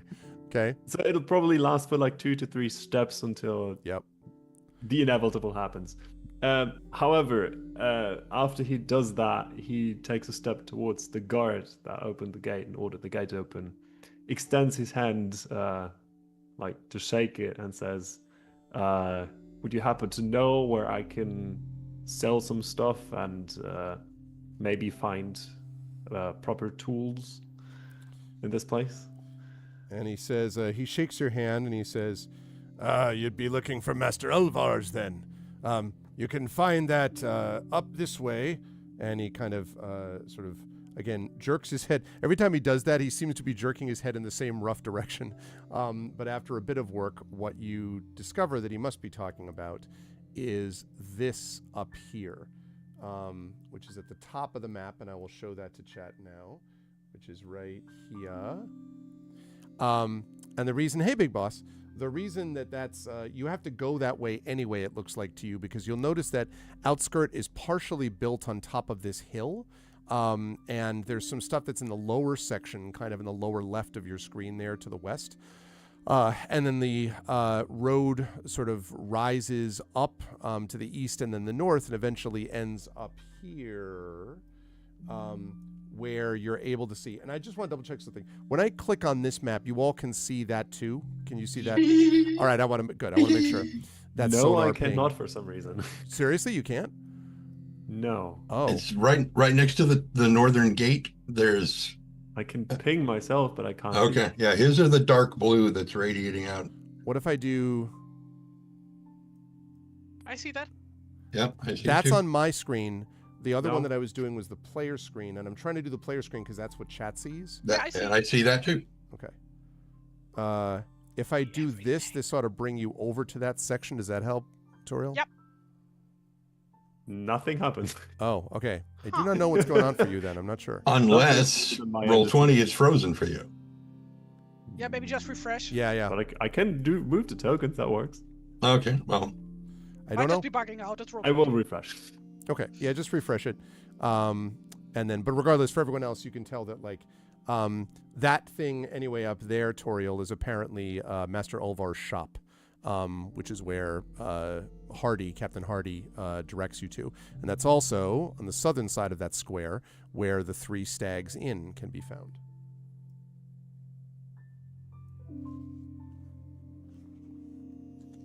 so Crocs, once you get in, can you see the red X drawn on the inn? Yes. Okay. Do you I see was, me? But I I was drew seeing that that, before. so- Just not the pings. You still don't see the pings now? Was there a ping?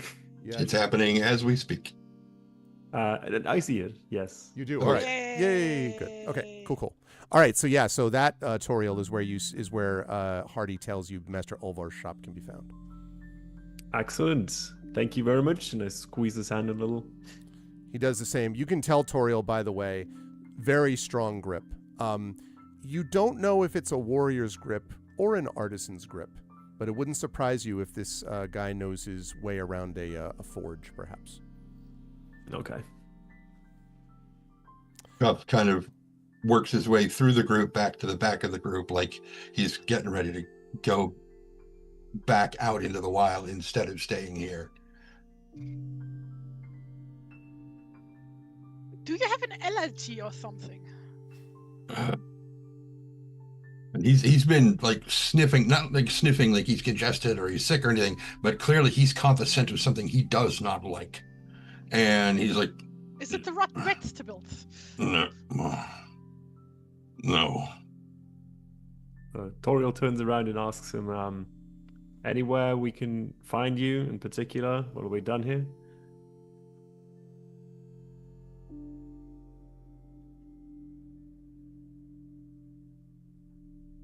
So what's the area immediately outside the gate like?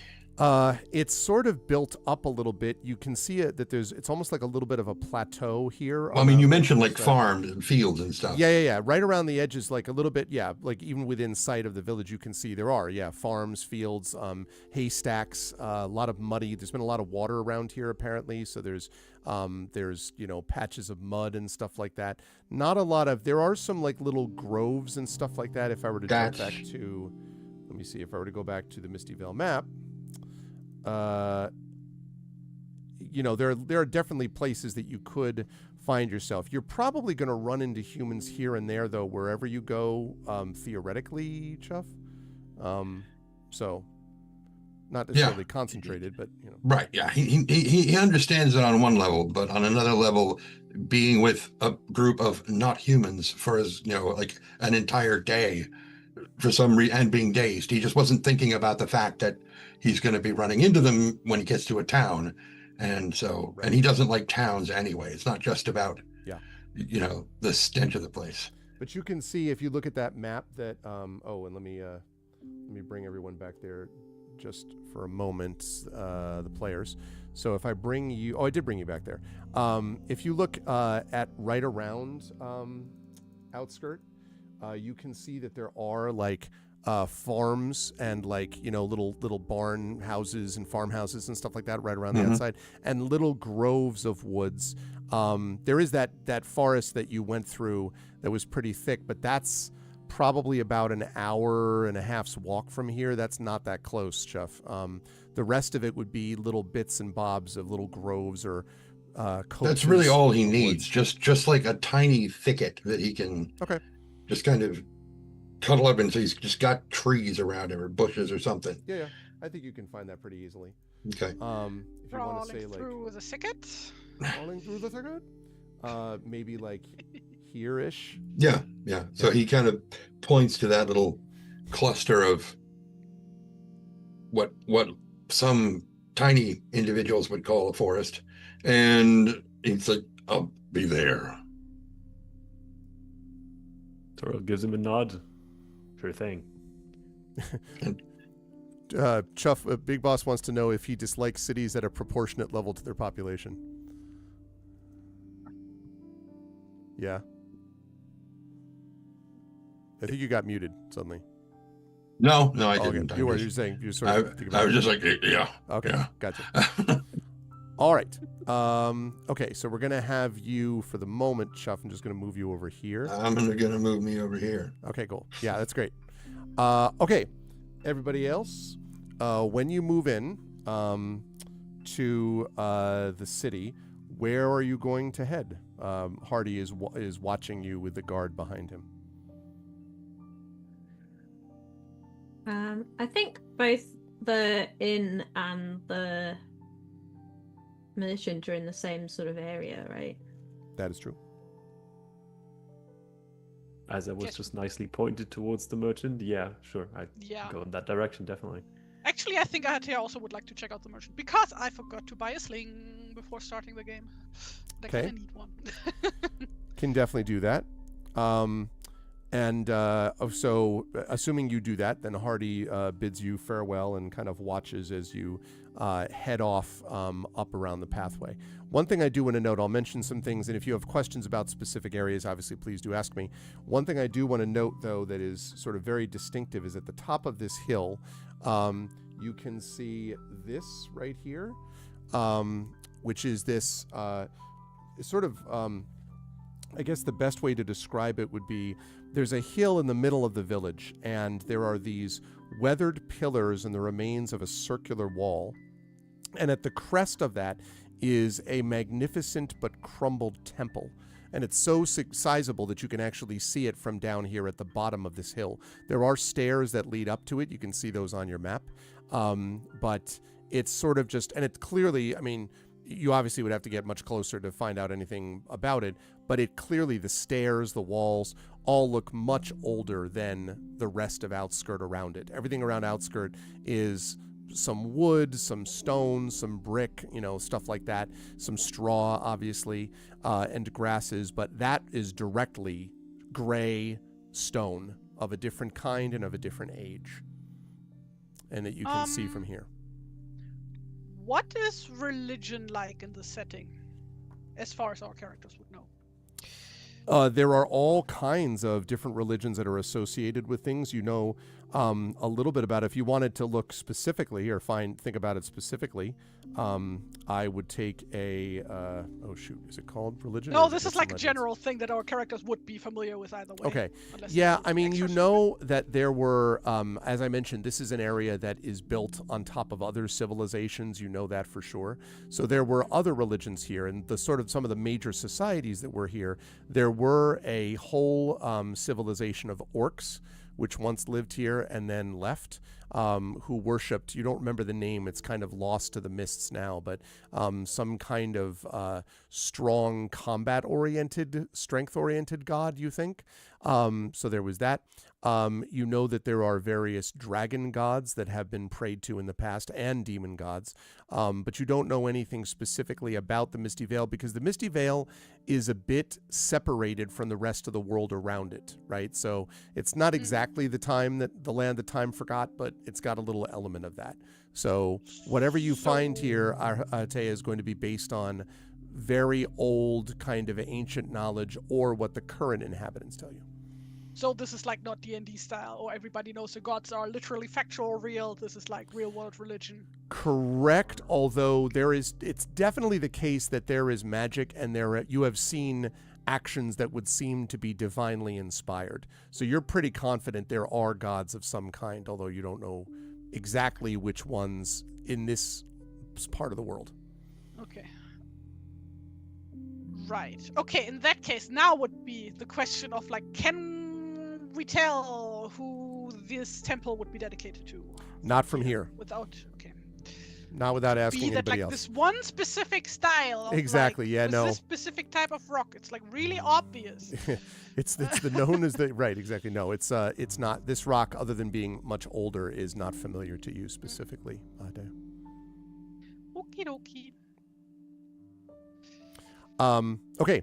As you continue to make your way around, you can see that the wall that's surrounding this place, this sort of palisade, is this crude palisade of sharpened logs. And it's not super high. It's maybe, 9 or 10 feet, tall. And there are several large gaps that you can see here and there between the logs. It'll definitely slow down a force of, creatures that want to get in here, but it is not the, Hint. it's not the most, secure area that you've ever seen.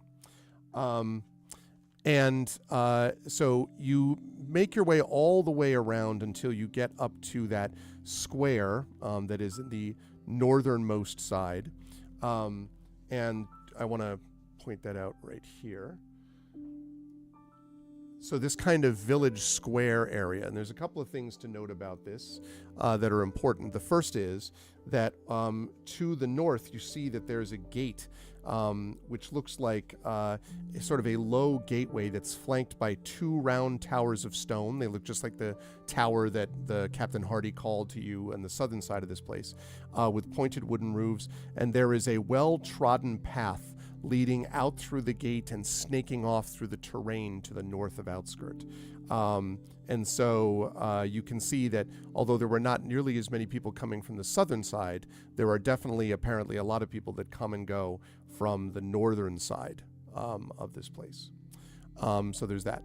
Otherwise, to the west, you can see several things. You can see, first of all, what was described as the 3 Stags Inn. You'll have to get closer to see exactly what it looks like. Toriel, you can see, and also Alhatea, you can see there's a windowless log building to the north of that that is sort of lighter brown. And to the west of that, you can see, and you can actually see smoke rising. And Toriel, inside this place, you hear the sound of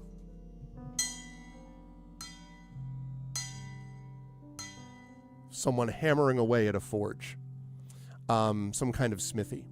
And in the middle of the square, right in front of all of you, you see a weathered statue rising from the earth. It's a strange relic from a bygone era, and it seems to depict a warrior in antiquated armor. You need to get a little closer to see more details there.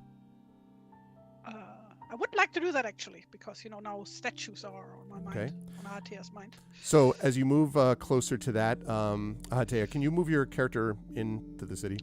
Oh, at the moment you're standing she's outside. just gonna stay there. She has clairvoyance. She can just see from here. Woo! So as Ahatea moves in, so time has not been kind to the statue. You can see both arms have fallen off, but you can still make out a helmet with a horn-like crown. I'd like you to make a Myths and Legends roll for me, please. Beep-beep. I think that's languages you just clicked. Oh yeah, that's right. It does not speak to you. No? Well, I mean the art, Okay. Much better. Much better. Yes. An 8 with an 11 skill. So you're pretty sure you recognize this statue on 2 levels, Ahatea. First of all, you think that this statue is a representation of the Dragon Emperor Eladane. I mentioned that this place was also supposed to, and that's Eledain, by the way, that there was a dragon emperor who there were legends say was somehow the ruler of this place many, many centuries ago. But you don't know any of the details because all of these things are, again, not many tales come out of the Misty Vale. But you're pretty sure that you've seen a picture of someone like this. Again, Eladane. And also important, you notice great similarities between the statue and the 4-piece statuette on the map. In fact, the bottom of, as you look at it, the bottom of the feet and sort of the shield look a little bit like the statuette piece that you already possess. The horns, are they vaguely shaped like the ones in the symbol that we saw on this guy's arms? They do not look like that, no. Okay, so this guy is not a cow. By the way, this is a direct reference to where the Latin script comes from. Mm-hmm. Our letter A is based on a cow, an oxen, Norox presumably, which originally looked more like a cow, but yeah, hence. Frogor, lying in front of you, you get this terrible stench, which you think may be from something that Toriel is carrying, if you're not mistaken. It's a little smelly. But also, you almost step on this thing before you step back and realize what it is. There is a nasty bat carcass on the ground in front of you. It is pierced by a crossbow bolt, you can see, but it has something strange around its foot. How big is this bat? It's a big bat. It's not as big as Frogor, but the reason that Frogor noticed it is because Frogor isn't all that much taller than the lying down bat carcass. It's a pretty big bat.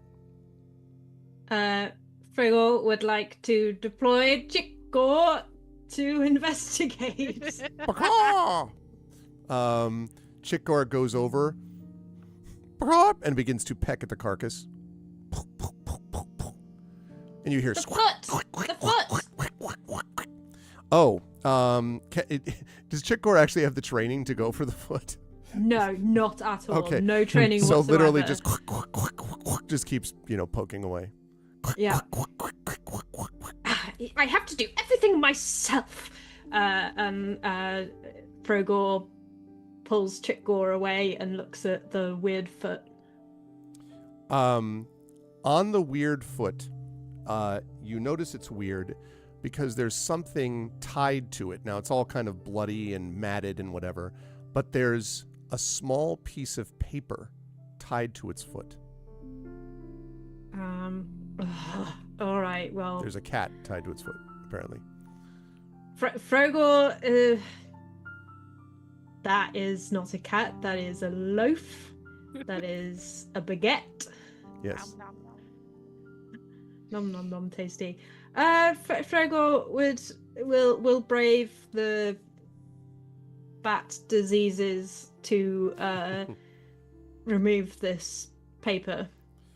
You're able to get it off the foot. You're able to open it. It unrolls, and there are these weird, obscure markings, maybe runes, that are on the paper. He's going to hop like a mallard over to Ahatea, the mistress. Mistress, I have found a bat, and it had a message on its foot.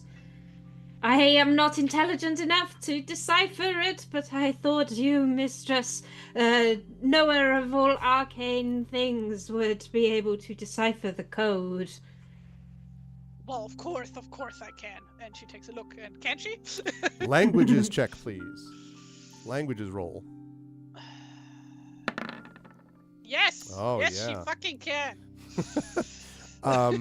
You are able to decipher it.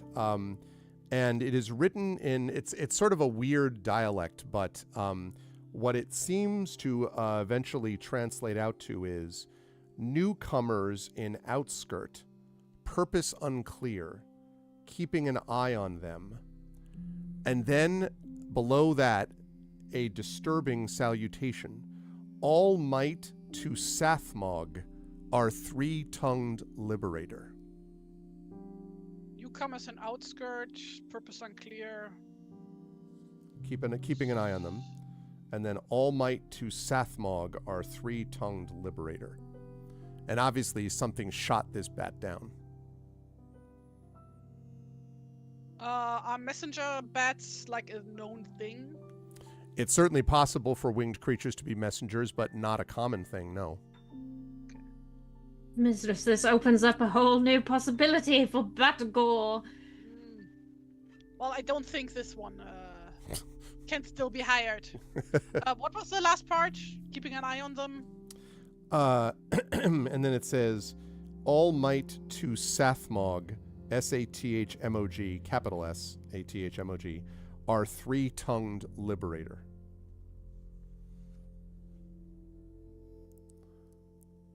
Jesus, Big Boss.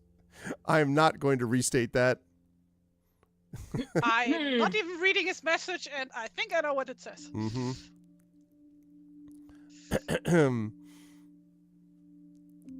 Our three-tongued liberator. Liberateur. That's what it says. Do we know of any three-tongued liberators? Can you open your mouth, please? And she counts. Just one tongue. No, I do not. Would you like me to check your mouth, mistress? Ah, yes, very, very good thinking. I'm afraid you are a singular-tongued liberator.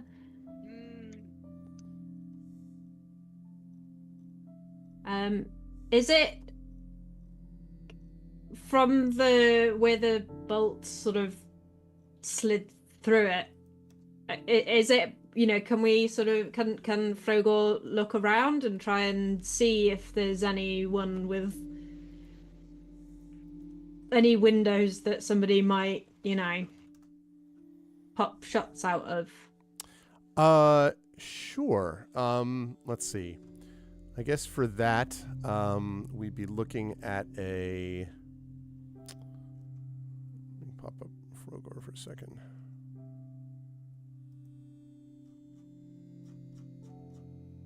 Scroll down. Frogor cannot see anything above his head because of the brim of his hat. Yeah, I would say you'd be looking for probably trying to decide if it's awareness or spot hidden. Spot hidden, I guess. Oh, excellent. I don't have a Bane to spot hidden, so that was the better of the two options. I think you also have a skill of 4, right? So Yeah. Nice. wow. Oh, he can't. He can't. What look is up. this? You carefully He found lift. out that he can flip up the Yeah. front part of his. Yeah. Zero. Yeah. As Maybe you- he looks up and he's still holding his lance, so without even realizing, the lance pushes against the hat and lets him look up, and he just doesn't even know. The miracle. Okay. Blind can see. So, you don't see any places where there's a spot like a place where arrows could go. But Frogor, on the second floor of the Three Stags Inn, again, that's this building with a red X on it to the south, on the second floor here, you can see there is not very large, but there's a cage hanging outside a window on the second floor. And you think you see something inside it. How high up is this cage? In the second floor, so it'd probably be what, like 15, 20 feet. So we're talking at like about 6 meters, 7 meters up. We're gonna be doing that conversion on the fly, chat. Let's go. I can't jump up to it. I can only jump up to 5 meters vertically.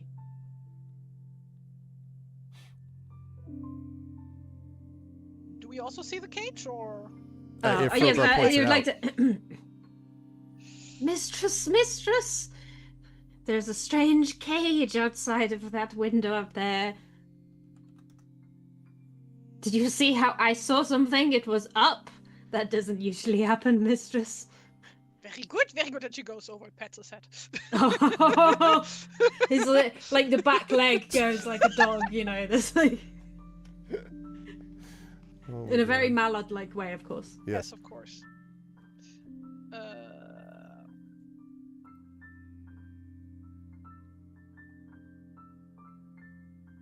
Well, what is so strange about the cage? That it's there. That it's there.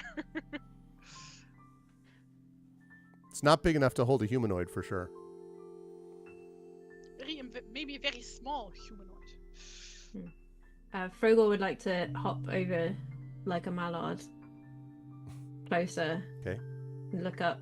Is it holding a creature smaller than a mallard?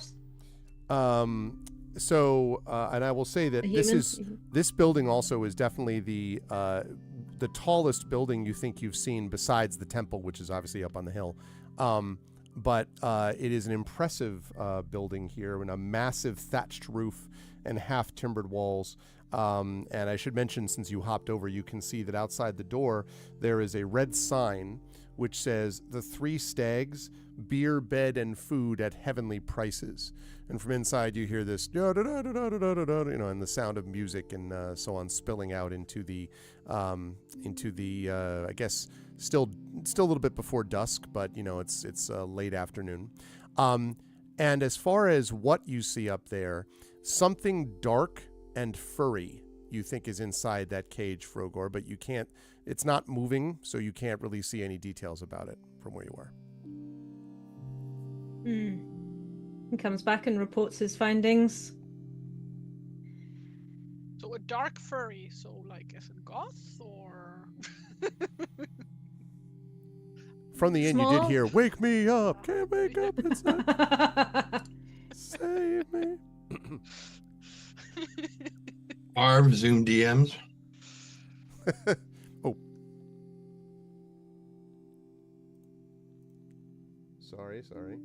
It's okay. Oh.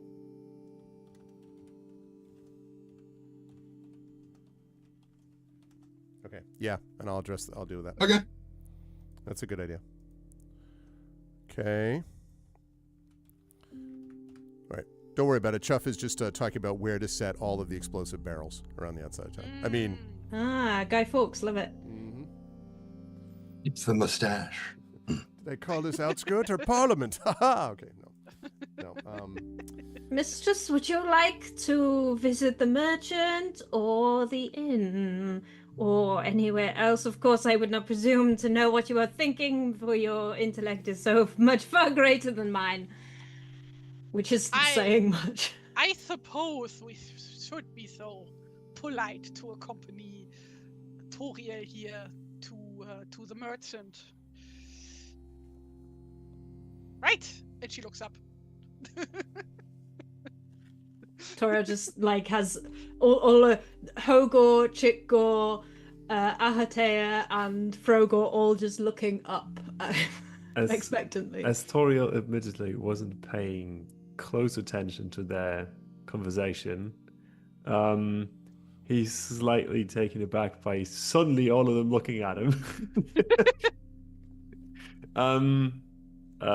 Followed by him gesturing over to the merchant hut house building and saying, I'm just gonna head over there and see if I can find anyone willing to buy this. Very well, to the smithy. Okay. Yeah, and gestures towards the pelt he's carrying on his back. Yeah, I don't know and- if you could call it a pelt at this point. Yeah, it's sort of hanging together in pelt-like fashion. Just to note though, there are two different buildings. This here is where you were referred to as Master Ulvers. This Yes. smithy is a different building. So there's two different places right here. Ah, okay. So we got the I did inn not here, realize. we got Master Ulvars here, and then we got some smithy where someone is inside hammering away here. Oh, but I wanted Ahatea to say smithy because she can't pronounce it. Ah, well, I mean, No, we're going to Master Ulvar. okay. So when you walk into Master Ulvar, this is an oblong, windowless log building, as you can see. And on the roof, there's something odd, Hatea, because as you're about to walk in, you hear "Meh," right above your head.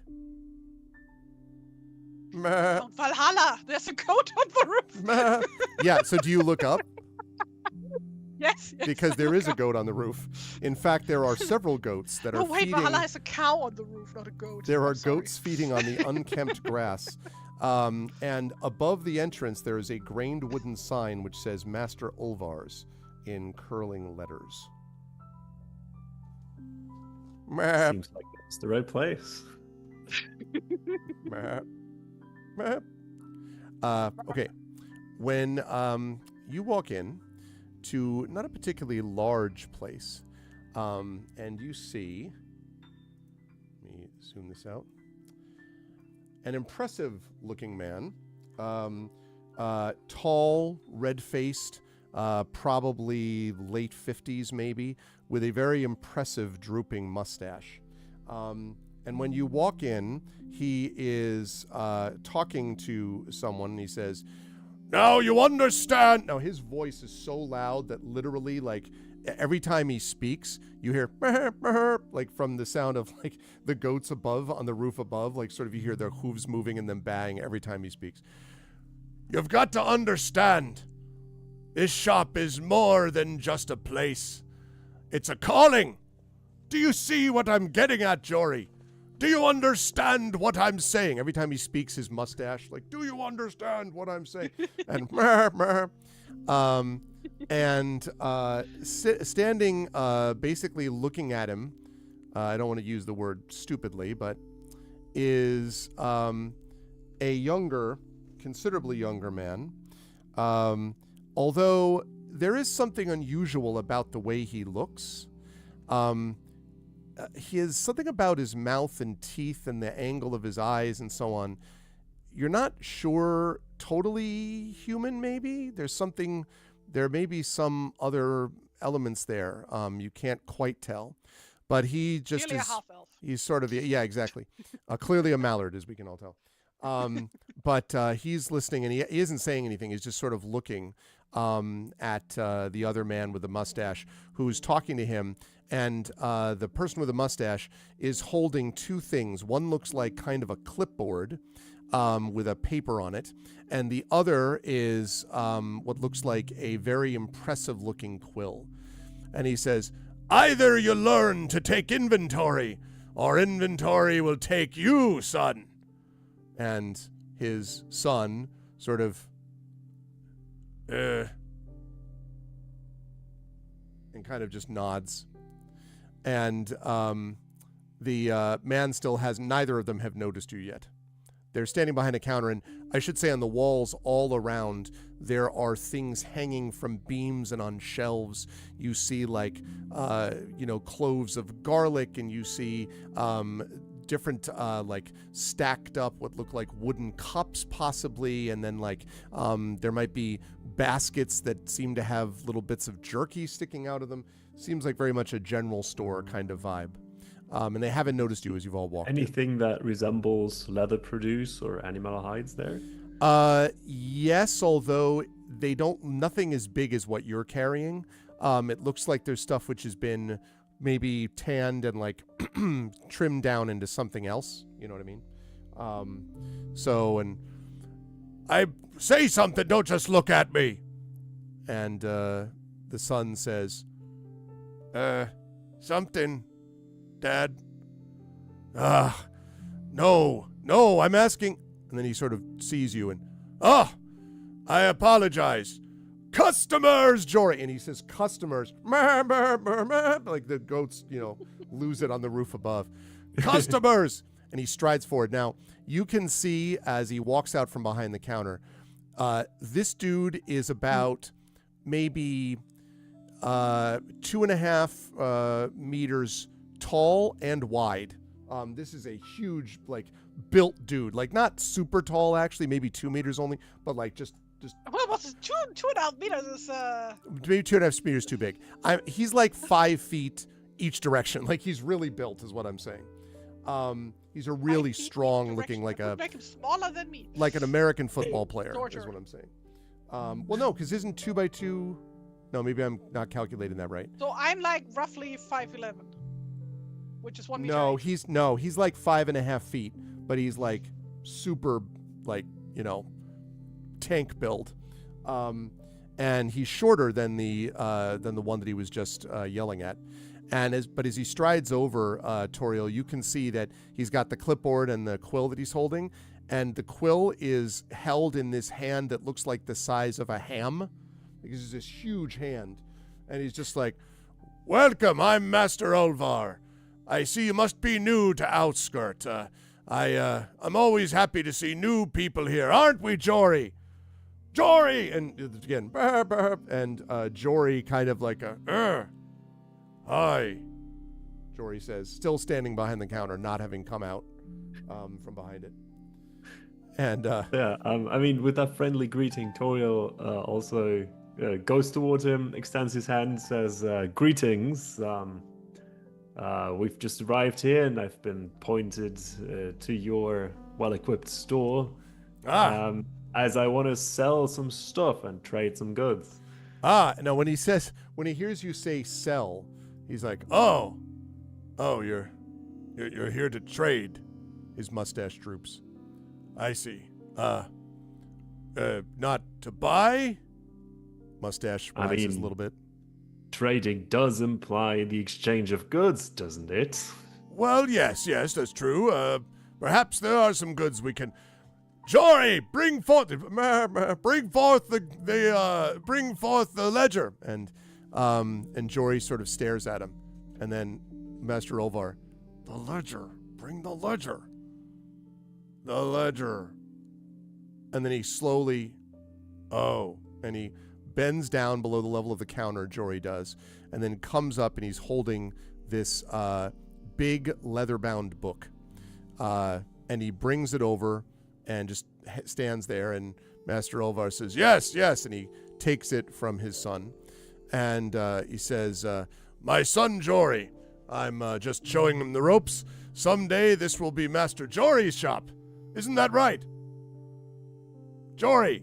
And Jory says, that's right, Dad. He looks like a fine gentleman. And you can see that his teeth don't fit quite in his mouth, Jory. And Master Ulvar shakes his head and takes the book and opens it. And he says, all right, I have all the trading information here. This is all the new, just recently. Oh, this is only, I just updated this about 5 years ago, so it's perfectly up to date. And he says, all right, well, what do you have to trade? Perhaps jewelry, bracelets. I don't really deal in weapons, just so you know, but if you have any, other kind of valuables you might have discovered in your travels, I stand ready to trade. Well, we did come across some rather fierce beasts on our way here. Oh, that you found they had jewelry they had stolen from people, perhaps. Unfortunately, not jewelry, but we have found this fine piece of hide, and I'll show him what that is. So you pull out the hide, right? Yes. And he says, and he kind of looks at it. This, you found this. Well, yes. What is this? And Jory says, smells. Smells. Yes, Jory, yes. You don't need to. We know it smells. Smells. Be It quiet, looked Jory. like an oversized wolf to me. Sorry, let's say that again. It looked like an oversized wolf to me, like a travel companion of mine did the honors of skinning it. Oh, well, maybe you could make a blanket of it. I assume if you hang it a little and the stench goes away, you could probably do that. I meant you could maybe make a blanket of it. We're not a tannery, and also, I don't know what this is worth. It's a skin. I mean, don't get me wrong. He kind of looks at it and he says, well, I suppose we could cut it up into some leather strips. Could use that for certain bindings on bags. And he kind of looks around. First he looks at all the baskets and, they have all these fancy goods. And then he looks sort of farther along and then he looks in the back corner. And finally he says, well, I guess there's this. And he walks over. He hands the book back to his son who just stands there with it. And he walks over to this basket in the far door corner of the room. And he brings it over to you. Now, this reference may or may not, I don't know what this is like in other places, but if anyone ever remembers going to a doctor when you were a kid, like a pediatrician, or to maybe a dentist when you were young, some of the nicer places of this give you like a sticker or something for being good, Candy. or they give you like a candy, or they give you a little toy, and they're all really Gummy cheap, bears usually, or lollipop. Yeah, or sometimes you go to places and you like play games and win tickets, and then you turn in tickets and like everyone's like, you could win an Xbox, and yeah, you can win an Xbox if you give them like 6 million tickets, like, and you play games for like 75 consecutive weeks. So generally you end up spending the tickets on the other items. This is the basket of other items. I Right? see. And he sort of Get one of those sticky grabby hands that you can like throw them once made of like rubber. It's not quite that bad, but it's pretty close. Like, so finally he's like, I could possibly give you this, and you see that there's a ball of twine in there. He's like, that's very strong twine. That thread will hold for a very long, at least several of hours. It's not weatherproof, but it is water absorbent. Right, Jory? I see. String, Jory says. To be fair, in settings where there is no, where duct tape hasn't been invented, string is your best friend, actually. Hey, listen, when I'm taking the garbage out, sometimes I need twine. You kidding me? There are times. You're not wrong. Yeah. Is this something where, like, this is a warg pelt. Is this something that we would know roughly what we think it's worth, or would be worth? It depends. If you had a tanner who literally makes like leather armors and weapons and things like that, this would definitely be worth more to that person. A general store, though, I guess it's sort of like finding I don't know, some knickknack, like, this is a picture frame that my grandmother had, and like if you bring it to like a person who's a jeweler or an expert in gold, maybe they can like take the gold out of it and make some money from it. But if you brought it to like the bodega down the street, they're kind of going to be like, So that's a little bit what this feels like. Master Olvar does not seem suited to deal with a warg hide. Yeah, he They doesn't seem very surely have a inclined. leather worker or tanner in town, right? Do you want to? You could ask. I mean, he probably doesn't have one at hand himself, otherwise he would probably gladly take it. But yeah, Toriel notices he's not particularly inclined at giving him a, in his opinion, reasonable deal. So, Turiel says, "Okay, well, I see where you're getting at. Hey, listen, he says. I can see that you're trying to figure out what to do with this. And, well, since you're new in town, I tell you what. If you're willing to look around a bit here, and perhaps no obligation, just consider getting one of the many fine items available in my shop, then I'll be happy to direct you to someone that I think could take this off your hands. I mean, could give you the amount that it's definitely worth. There's a person you need to look for I think would be in the market for this. Just look around and, then I'll tell you those things. That does sound like a good idea. Is Do you this ever- person the blacksmith? No. No, it's not the blacksmith. There's nothing wrong with him, mind, but, I should say with them. The twins don't really need to, perhaps you could talk to them. They do have some leather armor over there. They're the ones with armor and weapons. But I don't know how much they deal in tanning from the first place, but those are the dwarven twins, Okald and Badenor. You could go over and find them. The one I'm thinking about is more likely to get unusual items. And he says unusual in the way that you would normally say disgusting and repulsive items. Okay. Well, in that case, do you have? You told me you don't deal in weapons, but do you by chance have something that resembles a carving knife? I certainly do. And in fact, so what he has actually, if you go to page 6, let's see, let me show you this. Actually, you don't, never mind.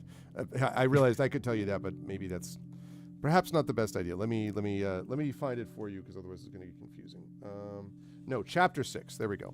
So chapter 6 of the rule book that all of you possess has gear, and in chapter 6 there are no weapons available, but most of the what they describe as more common items are listed. So he has clothes, he has trade goods. So he definitely has like all the stuff you see in trade goods he would have, Toriel. So like marble, padlock, rope, dice, he's got tents, whistles, spy glasses, stuff like that.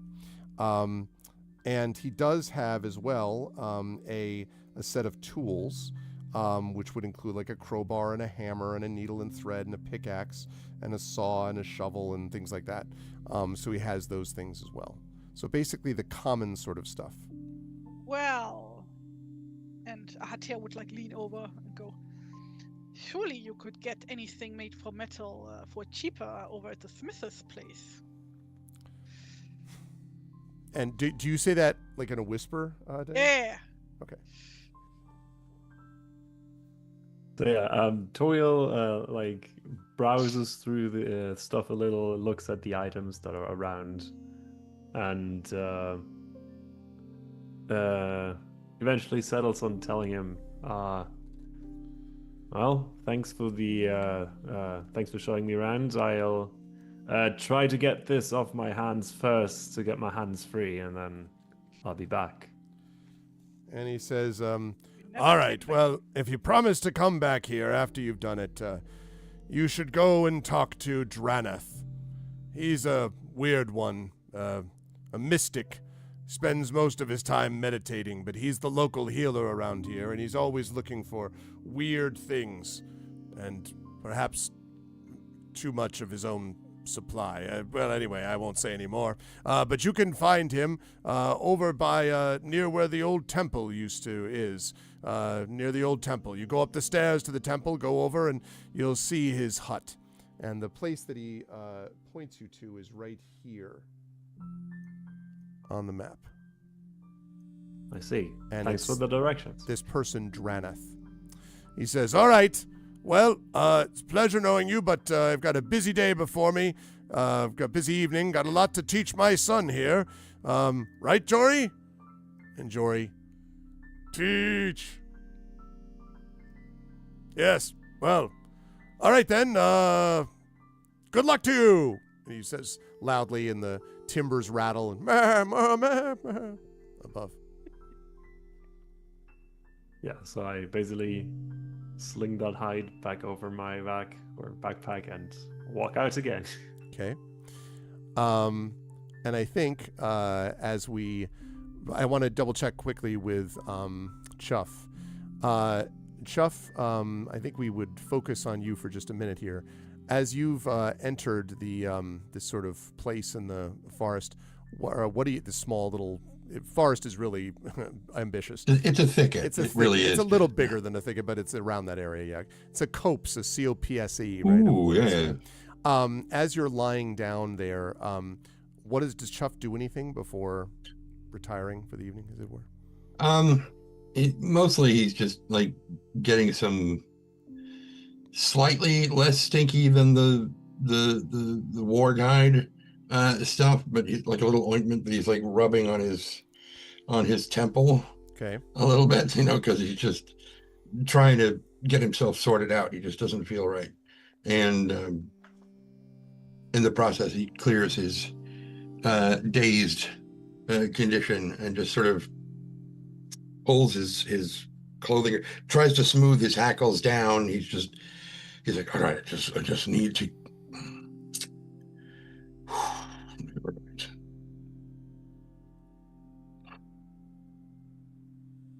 Can do this.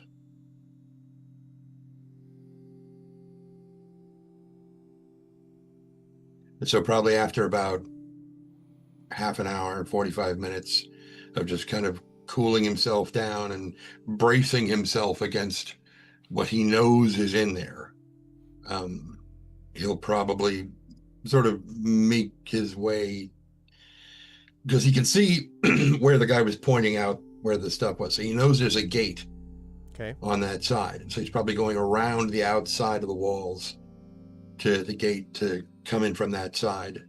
Okay. And knowing that the smith and everything are up there. So that's probably where he's going.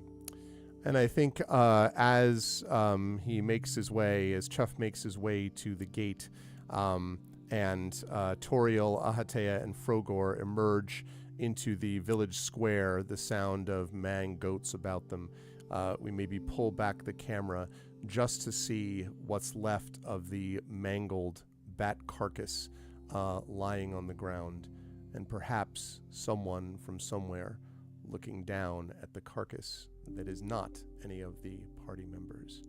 And that's where we will bring our play session to a close. Good stuff today, folks. We need to talk experience and see what happened in this session today. I love it. We got to outskirt. All right. Okay. So let me go to my little experience leveling. Shouldn't have outskirt. They need to come out on their own time. No reason to outskirts. Okay. Let me drop to this and go over to here. There we are. Nope. There we go. Lovely. All right. I will start this time in the opposite direction. I'll move up from Bruce upwards. So we'll start with Frogor. All right, Frogor. Did you participate in the game session today? Yes. Okay. Did you explore? Okay, so whenever you say yes, you can place an advancement mark. Now, this one you can place next to an unmarked skill of your choice. All right. Did you explore a new location? Yes. You did indeed. Did you defeat one or more dangerous adversaries? I did. Yes, Yeah. clearly you did. Did you overcome an obstacle without using force? I don't know. Did you? You tell me. The gate man? Yeah, we persuaded the gate man to let us in. I'll accept that. That's an obstacle. And did you give in to your gluttonous weakness? I did not. Okay. Neither did you challenge it directly. So, all right. So you have 4 marked things. What have you marked out of curiosity? Persuasion, riding, swimming, and swords. Lovely. All right. Let's do the advancement. Let's see if any of those are going to go up. So again, for those of you who missed this, you roll, and if the result exceeds your skill, and it just did, then that skill is going to increase by 1. So swords is now Was that a 12 and it goes to 13 now? Is that? Yes. Okay, awesome. I think it does it automatically, right? I think we said last Yeah. time. Okay, great. Okay, good. Swords, advanced. What else? Riding also advanced. Oh, they did all of them at once. My bad. Okay, yeah, persuasion did not, swimming did not, but riding and swords did. Awesome. All right, so those all move up by 1. Outstanding. All right, good stuff, Bruce. I'll come back to you in a minute. Okay, Chuff, did you participate in the game session? I did. You did. So mark a skill, please. Okay. Which one is it going to be? I don't know.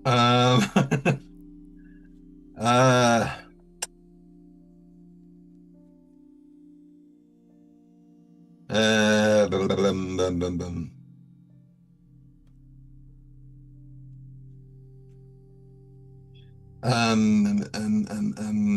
Well, he did shoot his bow, so go with bows. So you're going to do with bows. Did Yeah. you explore a new location? Yes. Hell yes, you did. He was going to use knives, but he didn't. Doesn't mean you won't in the future, but That's true. That's true.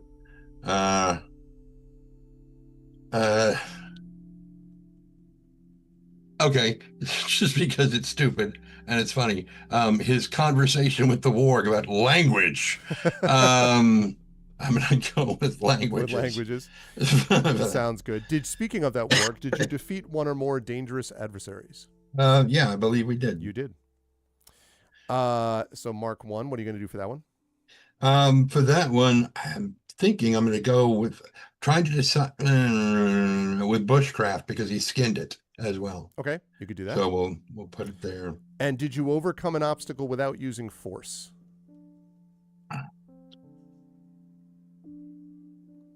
Not sure I about don't this think one. so. Yeah, I don't think so. Did you get is your weakness the weakness we previously discussed, and does this count as having given into it? It's his weakness is kind of twofold. It's child of the wild. I never sleep indoors, which is part of the reason why he didn't want to go in. But the reason he didn't want to go in is the thing that we've talked about. So probably, right? He gave in. He did not. He was like, yeah. So I would mark that then. And by the way, Okay. chat, the weakness, some of this will be revealed in play. More details will be revealed about what this weakness is.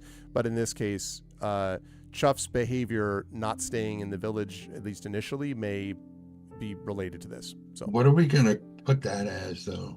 but again, you can put that anywhere, remember. That doesn't need to be specific to the skill. Yeah, I you know. used. I was just trying to think of what it would be. I'll put it in crafting because he set up this tiny camp in the and I've already got one for bushcraft, so I don't have anything All right. for that. And Or for the correction, for the warg, I'll go with beast lore, and for Okay. this, I'll go with bushcraft. That makes sense, yeah. Okay. All right, and then do your advancement. Let's see what we get. All right. Is that the It's little- that. Oh shoot. under the word secondary skills? I think Because so. He said doubtfully. no, that's not it. No. Oh no, it's the up arrow next to the word the up arrow skills. does it. Yeah. Thank you, stupid brain. See, still dazed. All right.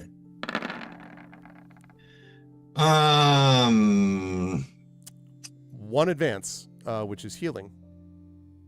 Fitting, since he did so terribly on it. Yeah, I was gonna say bushcraft was close and languages was close, but you actually rolled underneath it. That's unlucky on languages. You would expect that you would get that for that one. So okay, but you did. So advance wait, in on healing. those we want to roll above? Because you want it to exceed the skill number that you have. Because remember, you're trying to up that skill, right? So bushcraft is a 12. If you roll under it, you would normally succeed on that roll. You want to roll over it, because if you fail with the roll, it means the skill needs to be improved and thus goes up. So so languages was close for the same reason. Bows was not close. But healing was, way over the top. So healing goes up by 1. Just double check and make sure that it did. To 7, it should have gone Yes, to. it did. Great. Lovely. Good stuff. All right, Tari. For Ahatea, did you participate in the game session? No. All right. -5. No, I did. So we're gonna mark that. What are you gonna mark? Myth and Fleffant. Myths and legends. Yes. Did you explore a new location, Ahatea? Yes, Absolutely. I did. What's that gonna be? What are you gonna mark? I'm gonna go with languages. Outstanding. Did you defeat one or more dangerous adversaries? Oh, yes, I did. Well, Yes. they weren't a danger to me, obviously. Yeah, they were never really dangerous to someone. All right, so mark something for that. What's that going to be? I'm gonna go with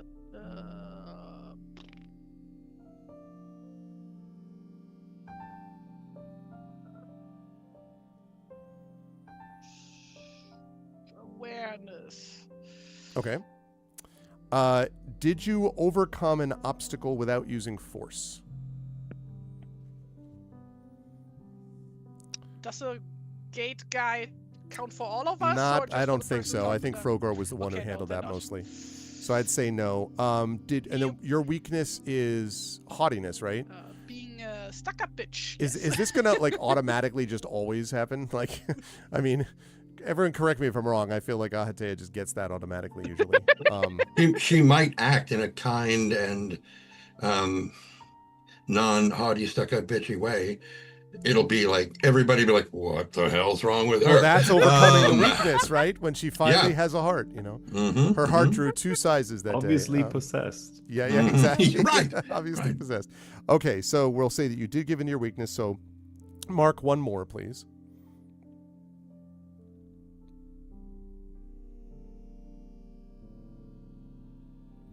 And then go ahead and do your advance roll, which is that little up arrow. Yeah, I'm gonna go with beast lore, sure, because now I know what the inside of a wolfkin's mouth looks like and feels like.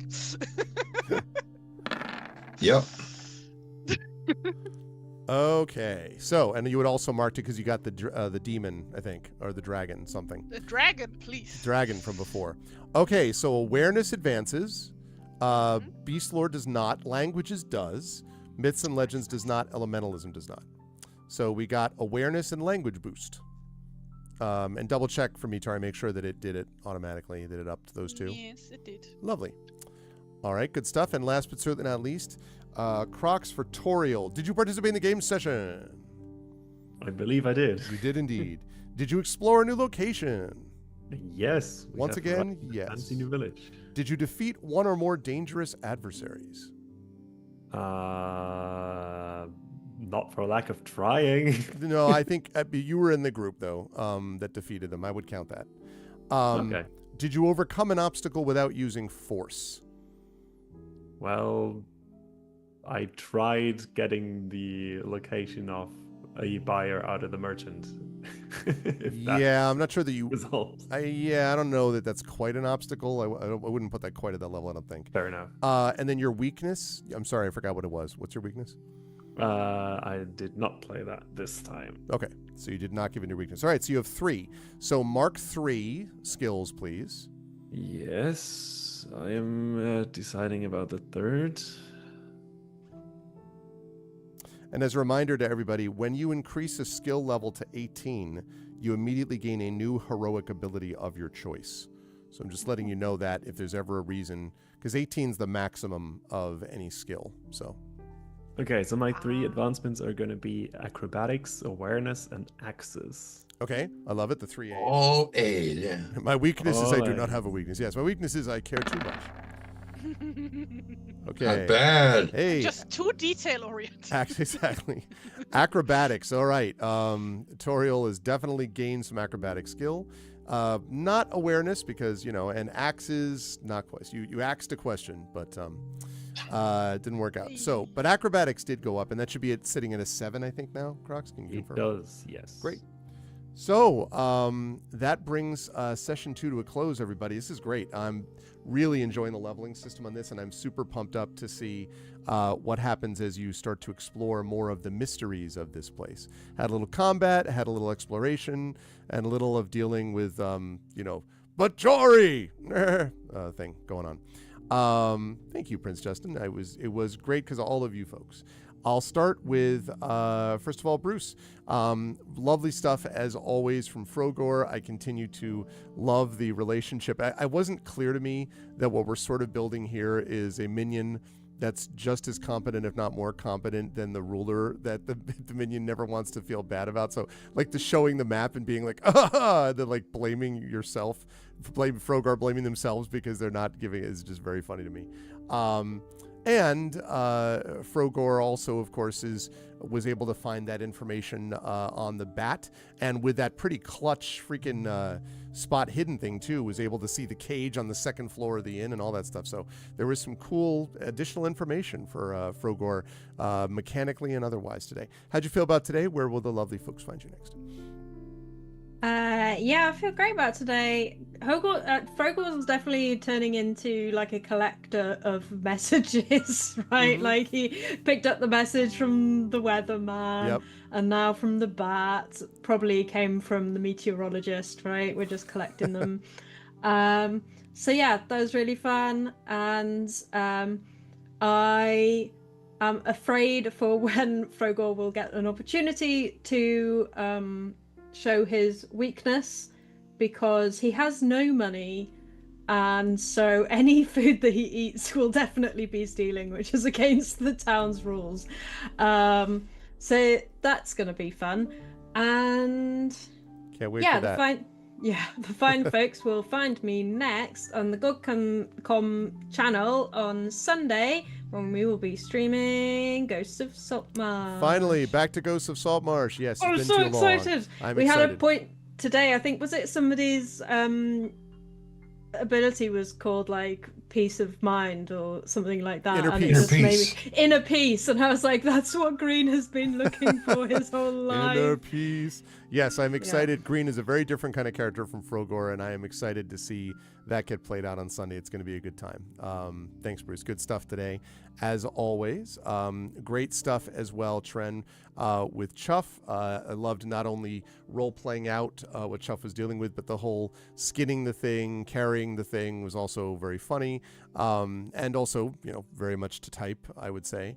And it'll be interesting to see how Chuff manages being inside a place that's, infested with humans. There's other creatures there too, of course, but a lot of humans around, and how to sort of deal with all of that.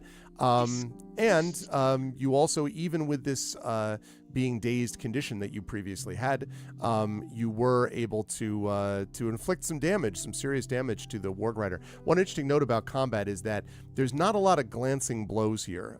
There's a lot of getting hit or hitting something or being hit by a truck, it feels like in this. So there's a lot of big swings here. So that's interesting. I'm looking to see how that all plays out over time. How'd you feel about today, Tren? Where will the lovely folks find you next?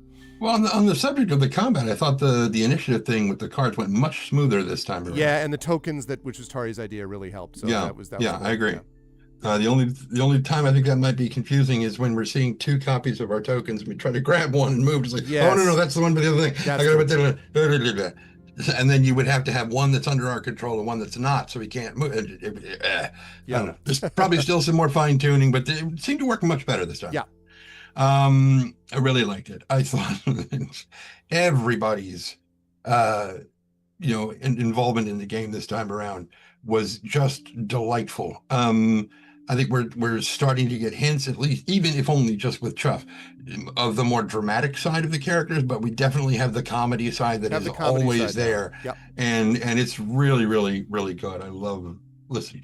I kept picturing Frogor, like when it's like trying to kind of surreptitiously indicate the part of the map that he just like got these long ass frog fingers, and it's like kind of trying to hold things just like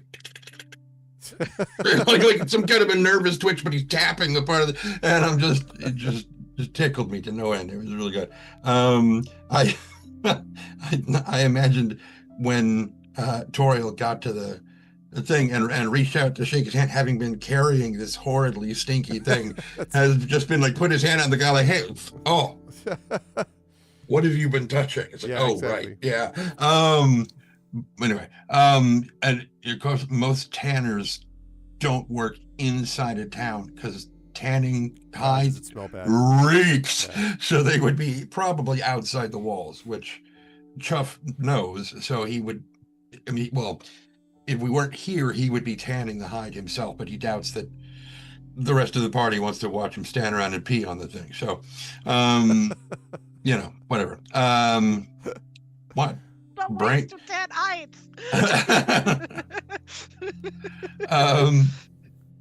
I know there are other ways. He does bushcraft though, so it's like That's what he does. yeah.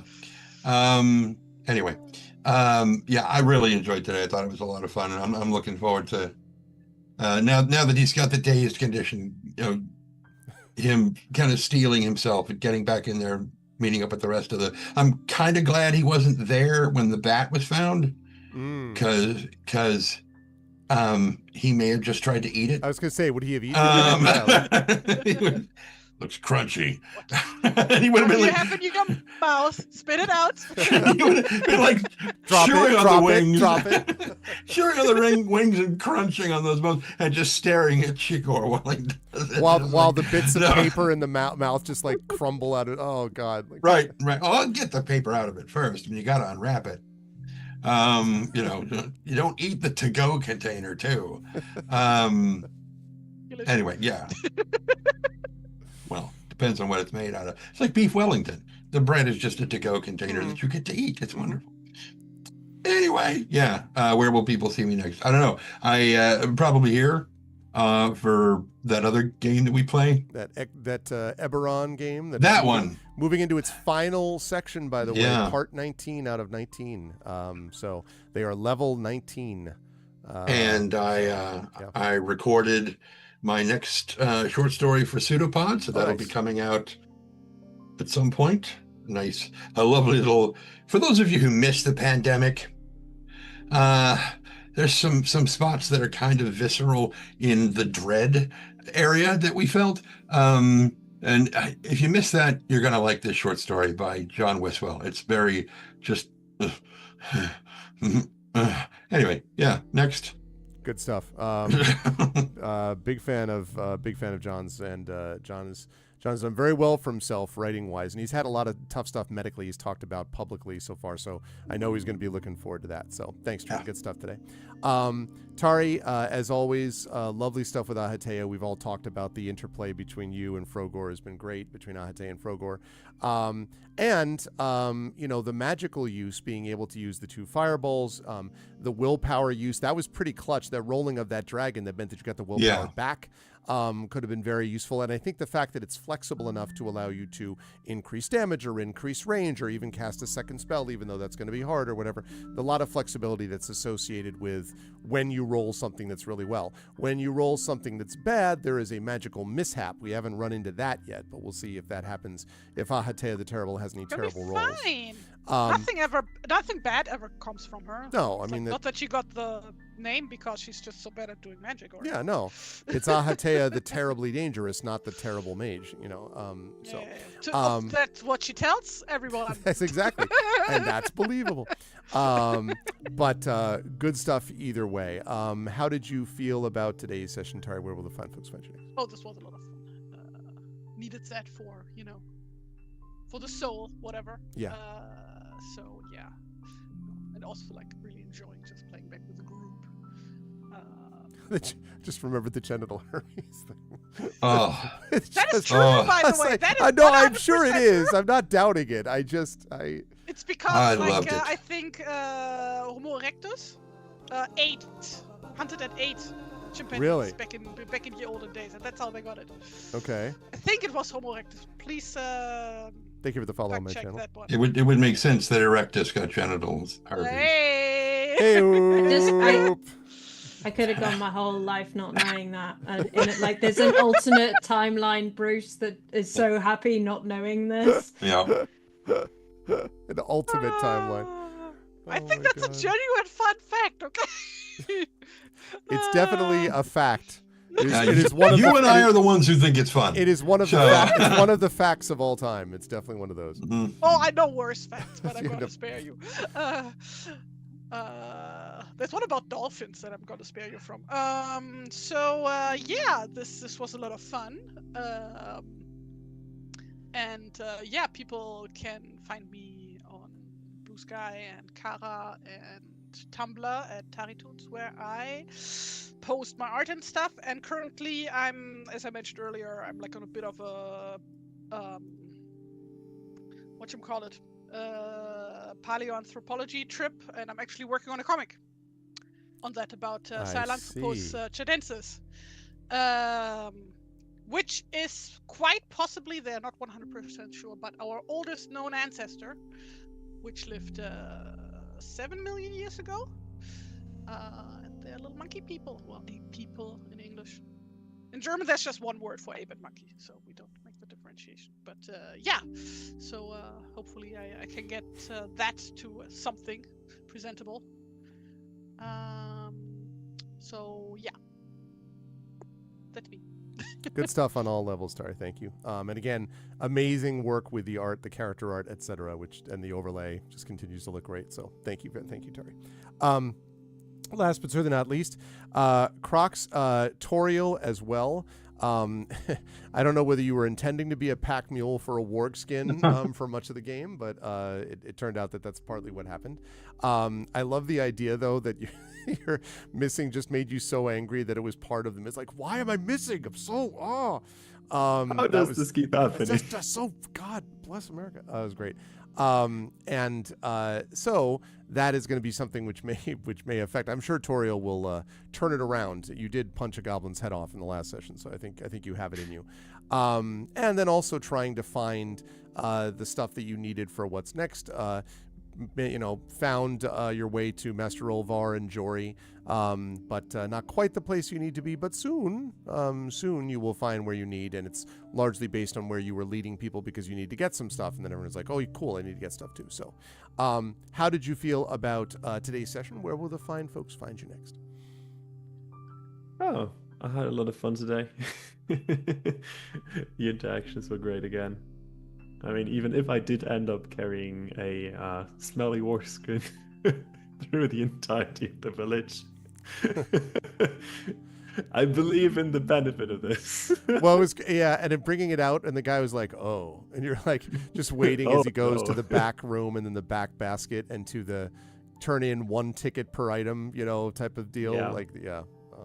The good stuff. That's good stuff. Where will folks find you next around these here internets? I believe it would be here actually. So for our next session, I will be back here on our channel.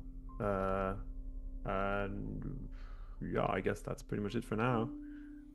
It's good stuff. And yes, we should have, if all goes well, chat, we'll have a couple of Dragonbane sessions again in March. That's pretty awesome if we can get this on a nice steady pace. We'll see, because there's much more to explore about Outskirt and the things around Outskirt, and of course, temples, mysterious creatures, bats with messages, all that kind of stuff. So I'm looking forward to it. But great work, crew. Thank you as always. And chat, can we get some love for the amazing members of the Dragonbane crew? Thank you to Undeveloped Bruce. Thank you to Trendane Sparks. Thank you to Tari Tunes. Thank you to Crocs. Good work, everybody. Thanks, folks. And I will see you all soon. Bye. Bye for now. Bye. Alrighty. Never heard of them. And thank you, Big Boss. I saw what you said. I was just waiting for us to get through with all that. Thank you, everybody. This is fun. Really enjoying Dragonbane so far. I like this system. It does require me to kind of wrap my head around some stuff that I'm not always familiar with, or, obviously I've never GM'd this system before, this campaign, so I still have things to think through about how different things work. But I'm enjoying it, and I'm in particular really enjoying the leveling system just because it's so different. And because it seems it's just so much more skill oriented rather than just specific level oriented. And so it's just kind of a different muscle that's being exercised, which I like. All right, I am going to rise on up now, though, because I'm going to be over at GOG.com's channel at the top of the hour. I'm going to be finishing up Breath of Fire 4. We are at the final boss, but I have to grind a little bit before I can take him on. If I'm able to defeat Breath of Fire 4 today, then I'm going to be playing a little bit of Final Fantasy VII, which releases today. I'm going to be playing a little bit of that, which is, of course, Final Fantasy VII, one of my favorite games of all time. I'll be playing a little bit of that after Breath of Fire 4. I am not going to continue to play it because I've been doing all of the remakes and a whole bunch of stuff with Final Fantasy. So after today, starting next week, I would probably be playing something more like Evoland I'm thinking about. Evoland, finishing up Evoland, and then Evoland 2, which was a Patreon field chat chosen game of the month here, but I really liked it. And it's a GOG game, so I may do that next over on GOG.com's Twitch channel. We'll see. But first, I have to get through Breath of Fire 4. So that's what I'm going to do at the top of the hour, and I am excited for that. Yes, because that was Trent's suggestion. And so far, I've enjoyed that a lot, Trent, as you know. So that was good stuff.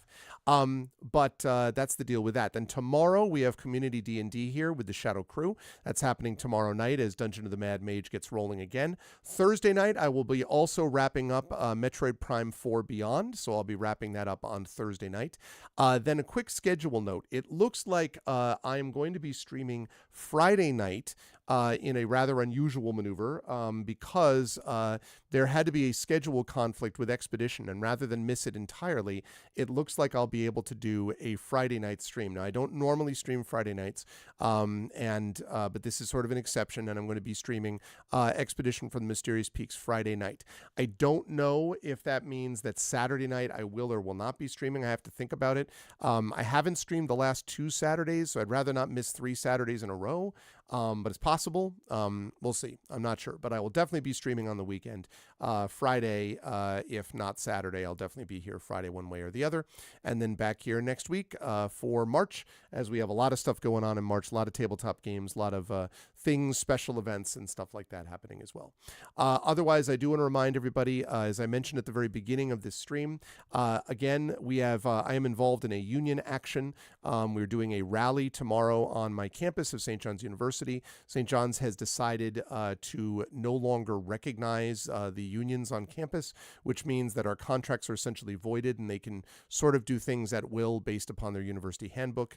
This is, as you might imagine, not a great turn of affairs and may not even be legal.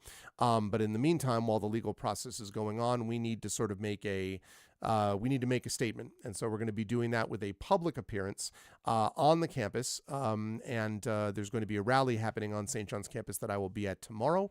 I may or may not live stream it, but whether or not I do, I will definitely be posting about it on my Blue Sky account. So I'd appreciate it if everyone who follows me on Blue Sky can amplify that, spread the word, and let people know, because we really need as good a turnout and as good a response to the turnout as we possibly can. This is about basic labor rights.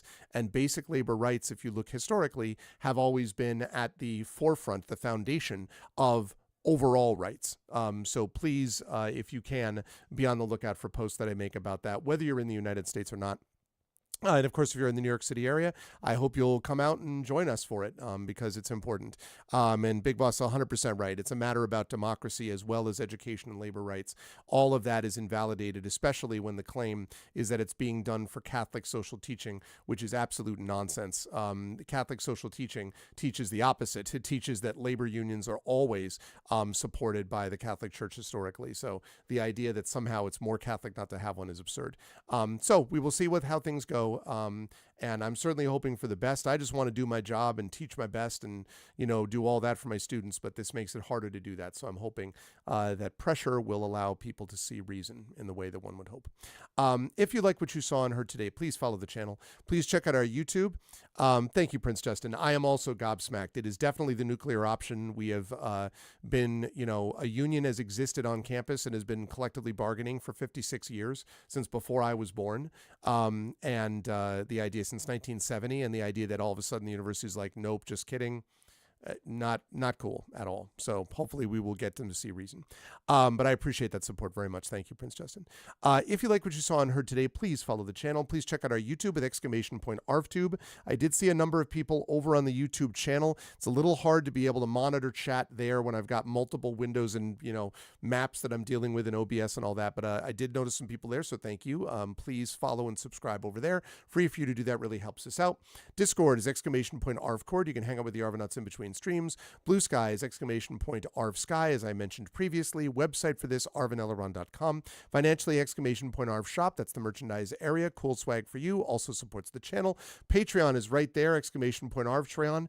You can get some cool, unique stuff there at the Patreon. We're going to make some adjustments to it in the coming months, but even now you can get some unique stuff, so please do support us over there. It also really helps the channel out a lot, moves us towards various channel goals. !Arvtreon for that. Subbing to the channel really helps out with those custom sub sub badges and emotes you can use here, there, and everywhere across Twitch, and inspirations to help our players.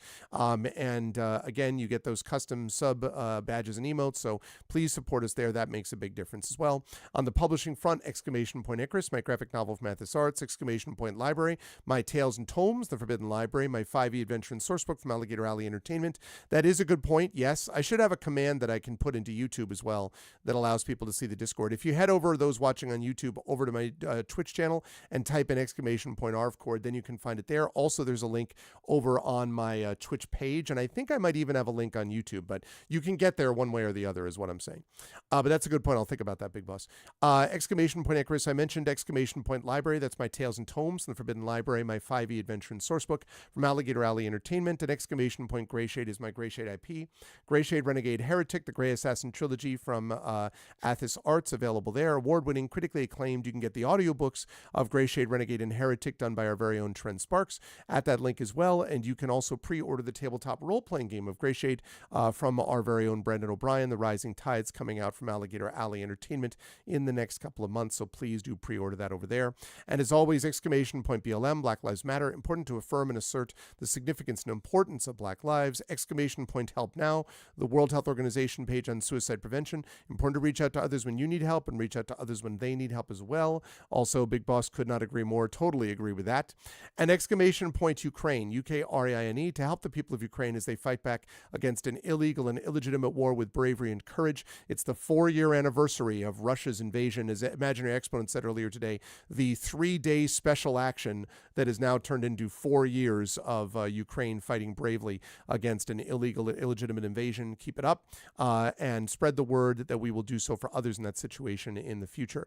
Last but certainly not least, I want to send again my thoughts, hopes, prayers, loves, and so on to the people of Minnesota and especially Minneapolis, continuing to fight against federal occupation, but they are winning. This is working, and we need to keep it up. Tonight, I hope that instead of those in the United States, instead of watching a convicted felon blather repeatedly about stuff that is irrelevant and unimportant, I hope instead you will consider following people on Twitch, watching people, watching some YouTube videos, or even better, hanging out with your family, reading, doing some cool stuff, but certainly not wasting your time on someone whose time has already passed and who we're suffering through right now.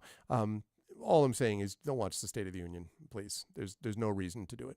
But that's it for me. I'm going to be over on GOGCom's Twitch channel in just a little bit.